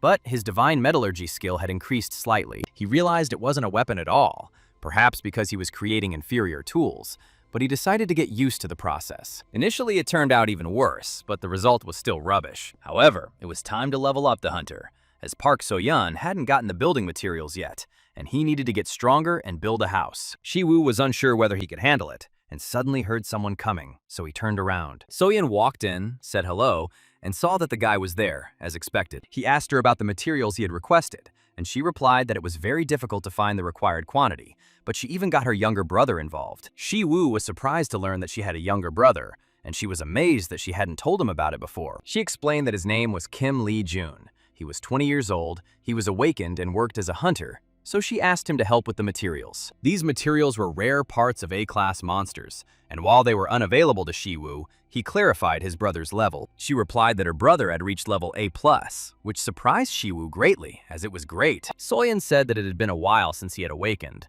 He was still inexperienced, and she was always worried about him. But his ability was super regeneration, or as one might say, a super rebirth, since the power accelerates the body's recovery. According to her, it is similar to the regeneration of trolls, who can even restore lost limbs. She assured him that there was no need to worry, and that his brother would definitely get some of the ingredients. Suddenly, their conversation was interrupted by the blacksmith, whom So-yeon greeted and said that she had come from a metallurgist seminar and asked about equipment. The blacksmith replied that the work was in progress, and she could take a look herself, while Shi Wu thought that he needed to look for the materials to level up himself. He said goodbye to them and left the forge. Park Doku sat at the table editing the video, soon happily announcing that the work was finished. This time the task proved challenging, as there were 184 videos in total, with a total duration of over 22 hours. For other hunters, it takes over a year to go from level D to level C. But for this guy, it only took 3 days, which was amazing. Soon, she received a new message from Shi Wu, who sent 300 more videos for editing. Hak Doku looked through some of them and was amazed that he had already moved from level C to level B. This meant that she would have to re-edit everything again. Soon another message arrived from the boss with a transfer of 10 million won. He wrote that it was a bonus for editing, and if the views were high, she would receive an additional bonus. Park Doku looked at her younger brother and sister and decided that it was worth trying for them. The video about quickly leveling up from rank 4 to rank A garnered nearly 1 million views, subscribers grew, and comments poured in. Shi Wu realized that his assistant was an excellent editor because he hadn't expected so many views in one day. But it wasn't easy to film the video himself. He'd already broken a lot of cameras and couldn't ask the girl to film it, since she was just an ordinary person. He decided that he could hire an awakened one to do the filming. Shi Wu noticed that So Yoon was unsuccessfully calling someone on the phone. He asked what was the matter, and the girl said that she could not contact Lee Jong. He entered the Dragon Turtle dungeon yesterday and hasn't responded since. Shi Wu asked if she had called the department, and the girl replied that yes, they had recorded his entry, but they didn't know if everything was okay with him. And the guy said that most likely everything was fine, because it was impossible to guess the time of the hunt. Perhaps he simply decided to have a drink with the squad to celebrate completing the dungeon, something that often happens at 20 years old. Soyeon objected that her brother wasn't like that, but Shi Wu reminded him of his super regeneration and said that no news was also good news. Just in case, he decided to report this to the inspectorate. The girl thanked him and said that she had to go. She walked along the path, continuing to call her brother. Shi Wu understood her anxiety, but now all she could do was wait. At this time, in a dark basement, a man was sitting on a chair, chained. When he woke up, he realized his situation and tried to break free, but did not understand what was happening. He remembered that he had previously hunted the dragon turtle with his squad to help his sister. After the hunt, they decided to have a drink. They had a good time, drank, and nothing foreshadowed trouble. However, he was soon kidnapped, and the boy experienced horror. Suddenly, a man appeared in front of him and told him not to move, because he had created the chains in such a way that even an S-class hunter would not be able to break them. Li Zhang asked him what he was going to do, and the man called him curious, asking if it was really important for him to know. The man leaned close to his face and asked if he had ever heard of illegal awakenings. He acted crazy, clutched his head, and declared that everything happened thanks to him. He was not recognized, his efforts were not appreciated, although he only wanted to make people stronger, because the loss of blood or limbs leads to death. Do Yup Chol grabbed Lee Jun's face and said that he was different. This means that the results of his research will definitely be different. In the training hall, Charon was training with Shi Wu and practicing attacks on him. The guy said that Tai Chi is a skill based on the interaction of yin and yang, which are as different as earth and sky. Although these entities are opposites, in reality, they are closely connected and completely dependent on each other. At first, Shi Wu tried to create a new fencing style and teach it to his friend, but he realized that he himself first needed to understand what he could do, since he barely understood what he was explaining. Now his goal has become to create a new fencing based on Tai Chi, because it is a skill that turns even an ordinary strike into an art, and Charon has the ability of a sword master. This will help the girl develop her own sword technique, although it can hardly be called Tai Chi sword. No one can be considered a true master of fencing, but he believed that he could develop this style at least to the level of ease. The guy told his friend to feel the interaction of yin and yang and transfer this feeling to herself and the sword, after which he knocked the weapon out of her hands. He noted that only with this knowledge could the girl easily repel enemy attacks, and Charon replied that it was very difficult, but he reassured her. In fact, without the skill of insight, he himself understood little, but he assured her that with careful listening, everything would work out. He added that he would repeat the explanations over and over again until she remembered them, so she shouldn't worry. Then the guy said that they were done for today and were going to leave, but the girl noted that she would resolve the issue within a month. Shi Wu was surprised and didn't understand what she was talking about, but she explained that she was talking about his request. The guy guessed that she meant the building permit, and delighted, thanked her. Charon started wiping her face after the workout and said that there was nothing to thank her for yet, and he was surprised that even Korean laws were not in order for her. She added that construction materials will also be ready by the end of the month. The commander's assistant reported that a report had been received about Kim Lee-jun being missing. She handed the girl a paper and told her to read it first, because it contained information about those who had been on the same raid with him. Lee Min-jong looked into it carefully and realized that it was related to the illegal awakened ones. She said that more precisely, they were hunters who were suspected of assisting illegal awakenings, and only Kim Lee-jung was an exception among them. The commander asked if they had lured him in on purpose, and that his special ability was apparently the reason for it all. After all, his main skill is super regeneration, and they say that even if you cut off his limb, it will still recover. Most likely, Kim Lee-jun was kidnapped for cruel experiments on people. Shi Wu sat outdoors and tried to call Hercules. He wanted to talk to him about creating video content, but he was so busy that he didn't have time to get in touch. The guy was worried because he even ignored several important calls and hoped that Hercules would not be offended. Then he decided that when he called, they would first discuss the content, and he put the phone in his pocket. Before the guy could do anything, huge red stone monsters made of lava appeared in front of him. They were S-level volcanic golems, with molten lava flowing from their bodies and emitting terrifying screams. Shi Wu took a deep breath and applied Zhang Sanfeng's Tai Chi,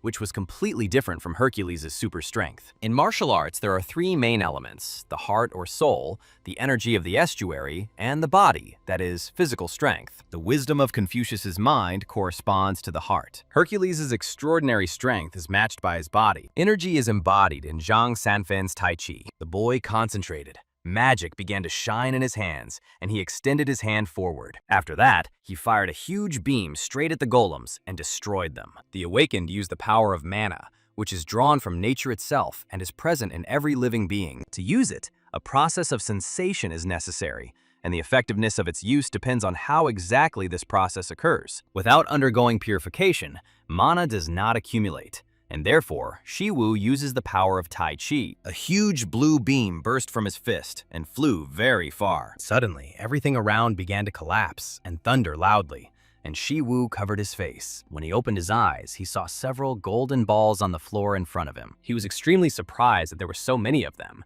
and he realized that his knowledge of strength and the heart of a gentleman, humanity, righteousness, and wisdom had increased greatly. Hercules had told him earlier that this would help, and he was indeed right. However, the recoil was also very strong, and if he wanted to combine it with supernatural power, then in his current state, it was impossible. But Tai Chi was never considered a force that could not be used, and in this, it was very lucky. The boy never thought that Hua Tuo's healing skills would be useful to him, and according to legend, possessing divine powers gives the opportunity to be reborn as a god. This can be called a body metamorphosis that many dream of. Although he can only partially use this power for now, he already knows how to regulate Tai Chi for good. He subscribed to the channel only to cure his sister, but this resource turned out to be much more useful than he expected, and he felt much better. His skill has increased by 30%, and now Soa can study in college, and perhaps she can be completely cured. Then the guy turned back, remembering something important. He realized that his camera was broken and no longer working, and now he needed to find someone who would shoot videos for him. When night fell, he summed up. He had completed 15 raids into a level A dungeon today, and he needed to complete 500 to reach his goal. At this rate, it would take longer than he thought, as B-level dungeons required monotonous passage, and it was difficult to speed up. But by the end of the month, Shi Wu will still manage because he is progressing quite quickly thanks to Fenrir's help. He even bought some beef to thank him, but the sum of 700,000 won seemed excessive. After all, his daily food alone costs him 2 million, which amounts to 60 million per month, and that's not counting the fee for membership in God Tuba. The cost of getting a puppy turned out to be too high, although it was not at all necessary. Shi Wu walked into the apartment and was immediately greeted by his sister and her puppy. Soa told her brother that he had a guest, and he was surprised who had arrived so late. He walked down the corridor and carefully peered around the corner to see the guest. Li Minzhong was sitting at the table, calmly waiting for his arrival. Suddenly, she turned her head and noticed a small puppy greedily eating an incredible amount of meat. Li Minzhong was greatly surprised and opened her eyes even wider. Shi Wu found it funny because he thought she had no emotions, but her face looked unusual. The guy interrupted her thoughts and asked why she came. Li Minzhong first apologized for her late arrival. She then said that the matter was serious and she had news about Kim Lee-jun. Soa, not understanding anything, looked at her brother in surprise. Shi Wu stood up from the table and realized that the news was unlikely to be good. Then he asked the girl to go out and talk to him alone. They went outside together, and Shi Wu was completely shocked when he heard that Li Zhong had been kidnapped for cruel experiments. Li Minzong explained that she thought this option was more likely, and Shi Wu remembered that he had previously been an awakened being without a special ability. He tried to awaken the abilities, and each experiment ended in pain and shame, because all home experiments of this kind are always dangerous. If this was a criminal experiment on humans, even with super hydration, he could go crazy. So it is important to find Li Zhong as soon as possible. However, Shi Wu didn't understand something and asked the girl why she had come to him to tell him all this. Li Minzhong replied that everything was connected to pandemonium, and its influence on the events taking place. Criminals are using a so-called mind suppression device that can erase even traces captured by surveillance cameras. It was also used against Pandemonium, which is capable of deceiving even the highest class of hunter, so the Inspection Bureau did not know where this organization was hiding. Not long ago, Pandemonium and the entire criminal underworld in Seoul were completely destroyed thanks to one unexpected incident. And it all happened suddenly, and no one could determine who exactly caused such chaos and destruction. In missing persons cases, there is what is called a golden hour.